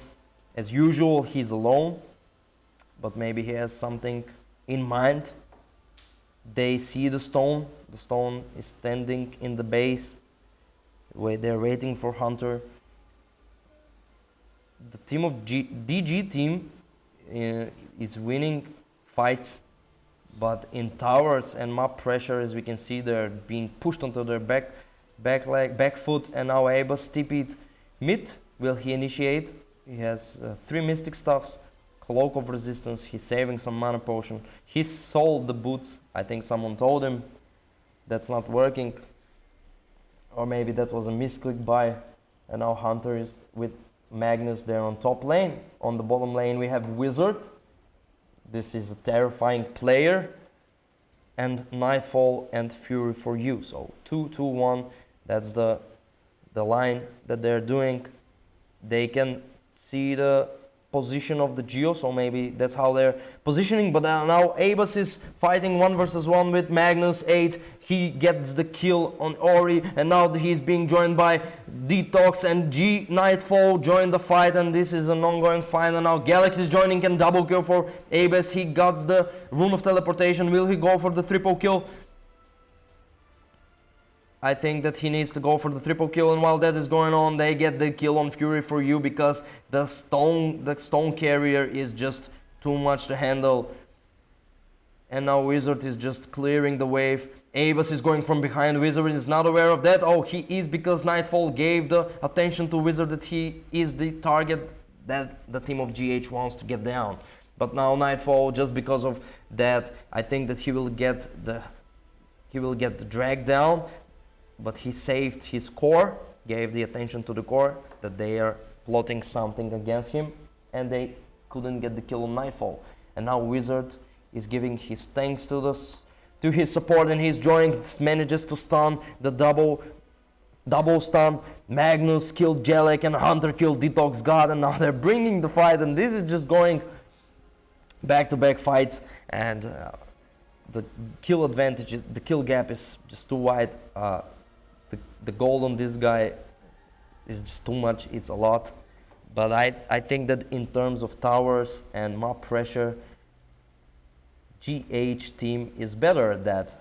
Even though they're getting killed like minions on the map, they are still bringing the hit. Because in the end, those who take the throne down wins. And I think Abus will go in Earthquake everyone from the DG team, GH team, and now Hunter gets killed by Abus, and now the fight is continuing to go with stunning light onto the Wizard just to get the kill and Ice Cage, and he gets taken down, and now Magnus and Fury are running from this fight. As I've said earlier, in terms of towers, I think that DG cannot handle that. But in terms of fighting, who gets the better skill in fight, they're losing. And now the DG Abyss is aware that he can get the kill, but he was just last hitting that creep. He's not rushing anywhere because he got that stunning light followed with collision course, and he's on godlike. He didn't even use the rune of teleportation. And now the stone carrier, this guy is so slow but so tanky. The damage is not that, but Eternal Blast, collision course, Glass Canyon. Ability damaging give ability lifesteal, so I'm not sure if you can take down this guy. A lot of HP, magic resistance, he can go in and out, a good build. Production knows what to do, just take a screenshot out of that guy.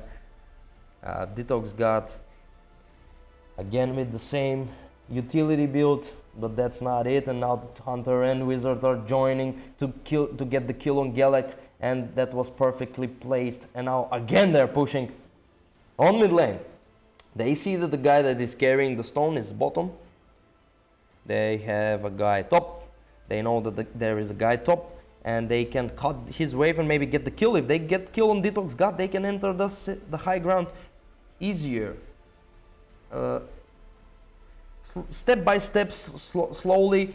They are getting the damage that they want to put on the tower, but now Wizard, he with his greedy play jumped into the high ground. And now of course they will use everything that they have, from earthquakes to stunning lights to every ability just to get the kill on you. And I don't know why, but this Wizard guy is getting greedy, but maybe that's the plan, we don't know.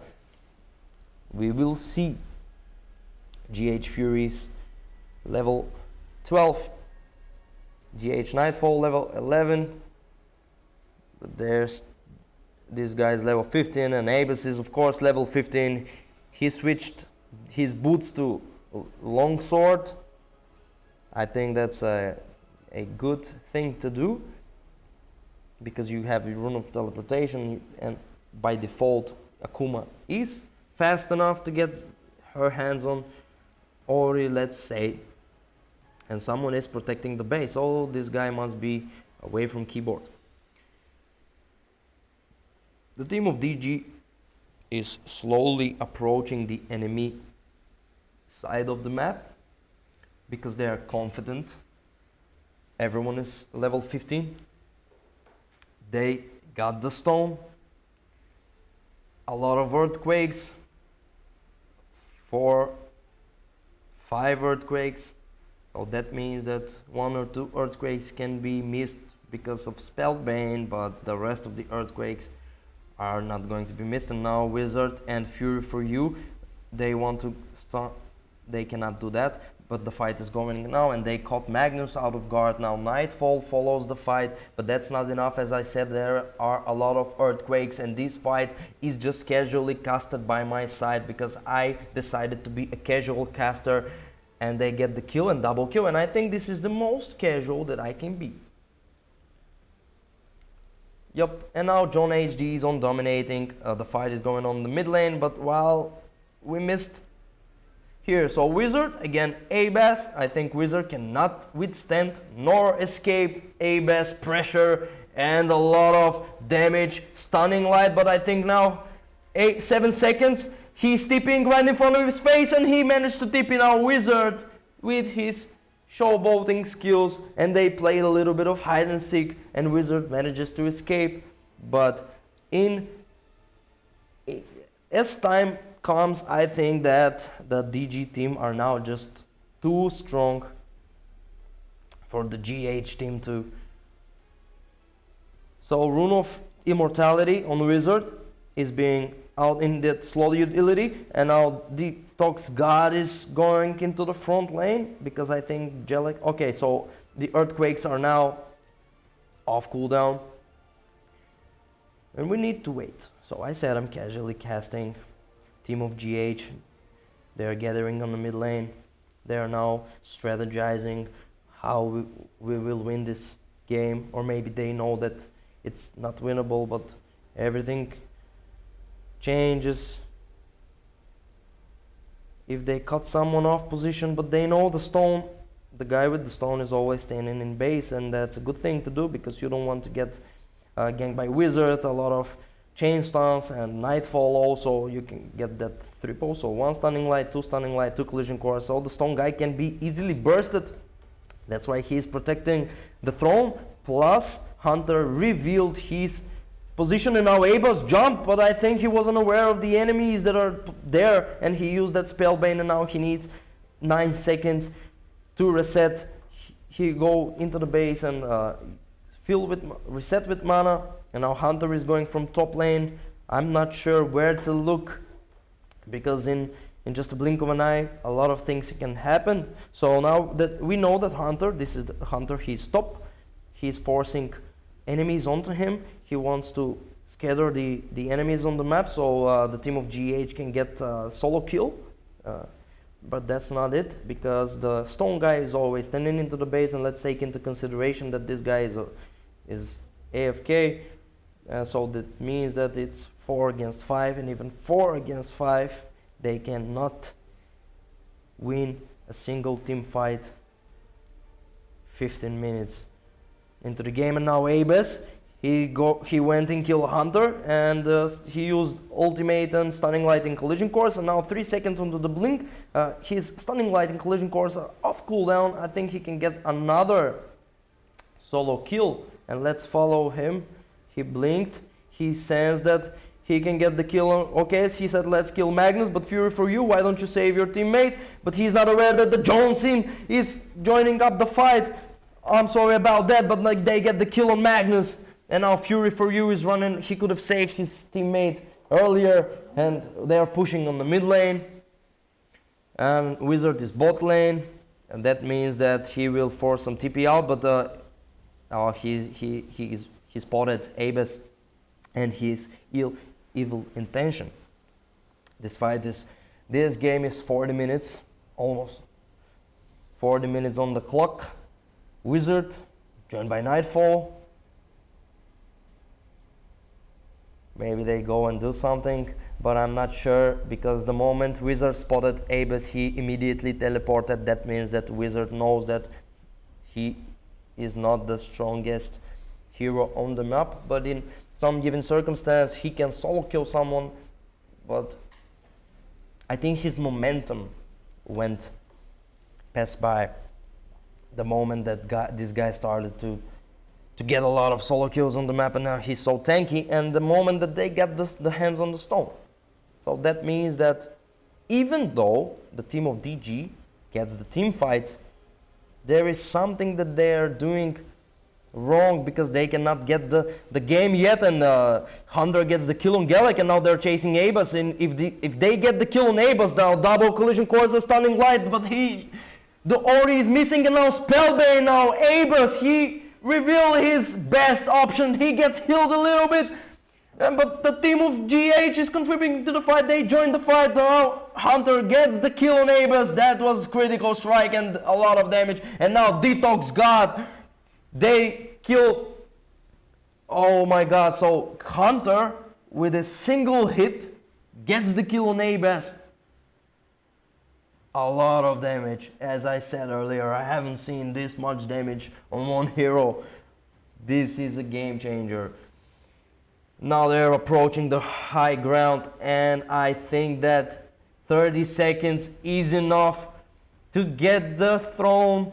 27 seconds and 21 on the Akuma, and I think that they're going for the fight now. Gallic jumped, he wants to save the throne so bad, but now everyone is being stunned. Everyone casted the earthquake at the same moment. John HD is unstoppable. The guy that is carrying the throne is just so strong, and he gets double kill. But Magnus picked the stone, and they are attacking the throne, and there is not much that you can do. But now Abus, he respawned. He gets the double kill. Nightfall is desperate. He's attacking the throne, but that's not it. Usage of earthquake gets stunning light, and now team wipe.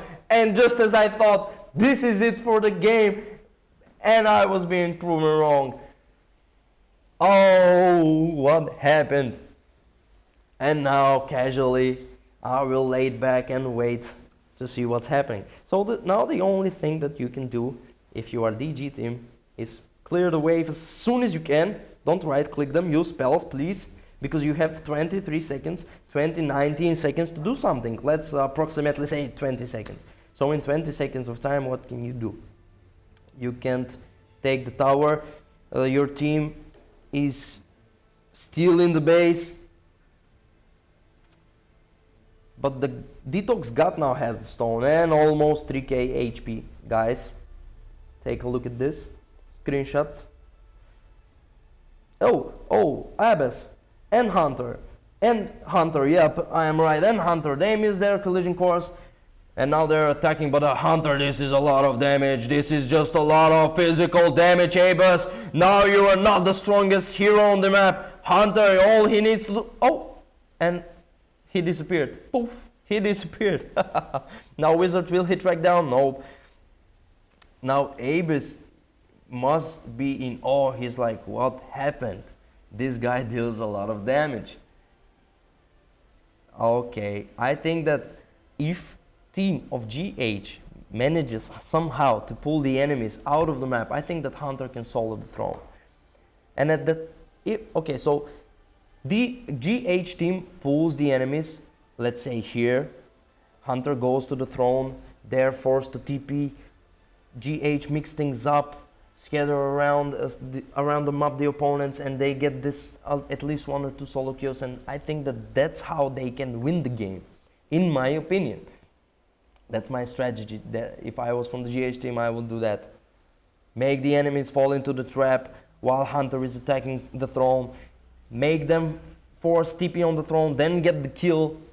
Yeah, but I think now Abyss needs to stay to what was he doing up until now with his blink and earthquake, because that's how they won a lot of fights, and now Hunter is pushing top.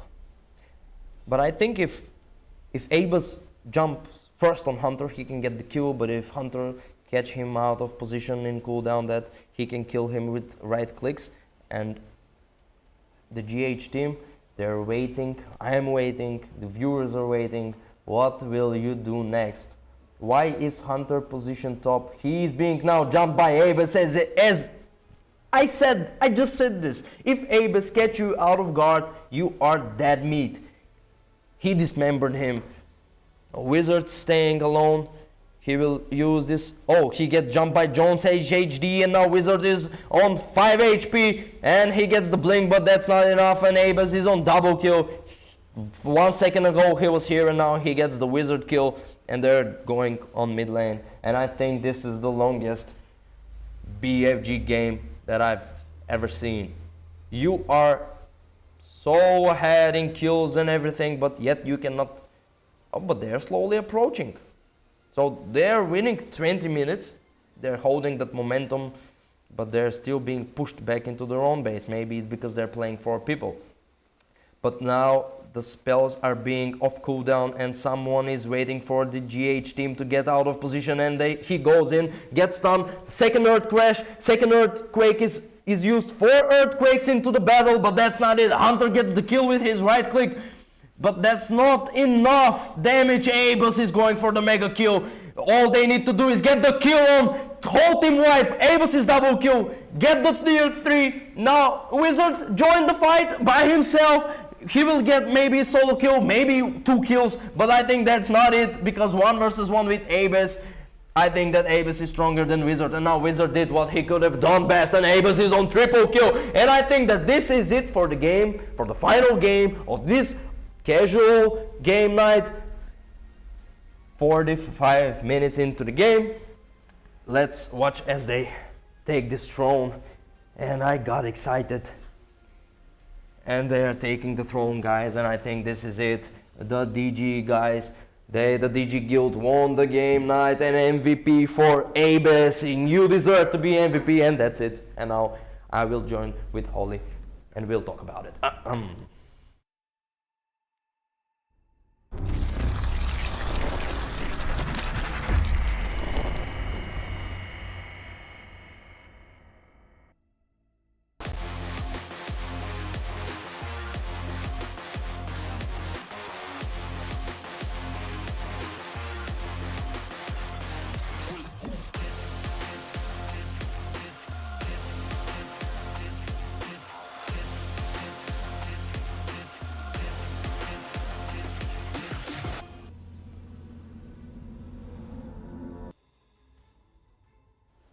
Okay, we're back, and I think that 45 minutes for my voice, that was too much. Holly, he's too excited for this, about this game. Holly, I think I've talked a lot.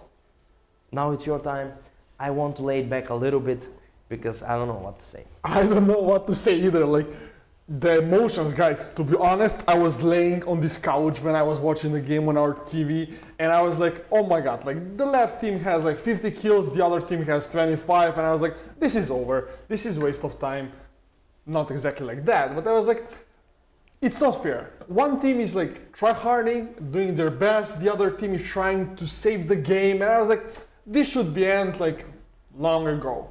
But then, like, after a team fight, one after another, the games started like to change, and I was like, from this perspective going to this perspective, then I'm going back to this perspective, and I was like constantly switching. And then I was watching Tome casting, and I was like, oh my god, to be honest, I'm so happy that this game actually happened, but I'm so sad that it wasn't some crazy big tournament. Like, coming back from such situations, 2v5, defending your throne, dying and buying time, then the 3 remaining players of your team respawn, defending the throne, going all 5 mid, winning the team fight, and finishing the game. Oh my god. Did you guys saw the damage on Hunter? 300 damage. But I didn't notice that the game was 4 versus 5. And then I was like, that's why, because the team of DG, they were pressuring, they were winning fights, and yeah, they were pressuring up until the mid lane, until they crossed the river, and then the enemies respawn, and the team of GH was actually into the behind the base. How can I say this? So they were, the moment they go into the high ground, they get decimated, let's say.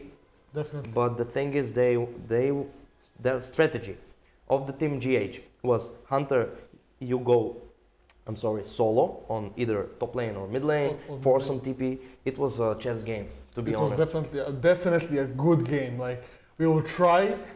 I'm down to cut off this game and put it like a hole on the internet just so it can be rewatched. I love this game so much. Like, I'm still like under emotions, I'm still under pressure for what I have seen, and I would love to have the voice comms. Imagine the teams playing, the frustration, the emotions, the passion, and that's why we are here, and that's why we love gaming actually. So this would be the last game for today. Yeah. Tommy G, do you have anything to add before close things out? I want to add that the physical build is still it's a work in progress, because the Hunter, he one hit, he killed Abus onto the Geostone site with only one hit while Abus was teleporting, and I was like, whoa, he did a lot of damage. But as I was saying that, Hunter can kill Abus if he caught him out of position, and the other way around, and just as I said that, Abus blinked on Hunter and just bursted him. So I think that the physical build is still a work in progress. A work in progress. But I would love to see more physical builds. Yes, definitely. We encourage everyone to try out different builds, to try out different spells and different like correlations between the builds and the spells, because I think that there is a 3.5 million combinations as Holy Fox said. So do not like be narrow-minded and do not try to do only one thing. Be open-minded, experiment. We love to see different variety.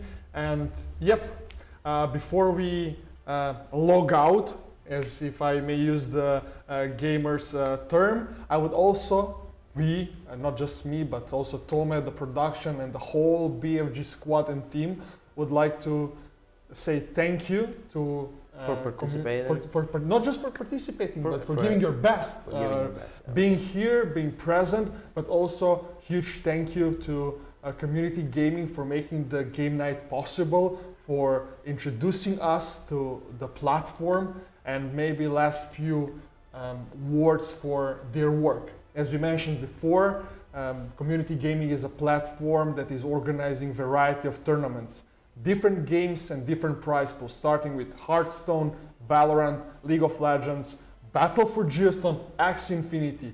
And probably you're asking yourself now like, holy, but you know, I'm more like a casual player, I do not want to, you know, compete. Trust me, Community Gaming has very different tournaments, starting from laid back and chill tournaments, then going and upgrading the level and the prize pools to the top. Like you have very, very professional and tournaments with insane prize pools. So trust me, visit their official site, follow them on social media, and I guarantee you that you will find a tournament that will fit you. So guys, that's it. Thank you for coming tonight, and I hope you have a beautiful Thursday. In some countries, maybe Friday, depends on where do you live. And see you next time. Until then, bye.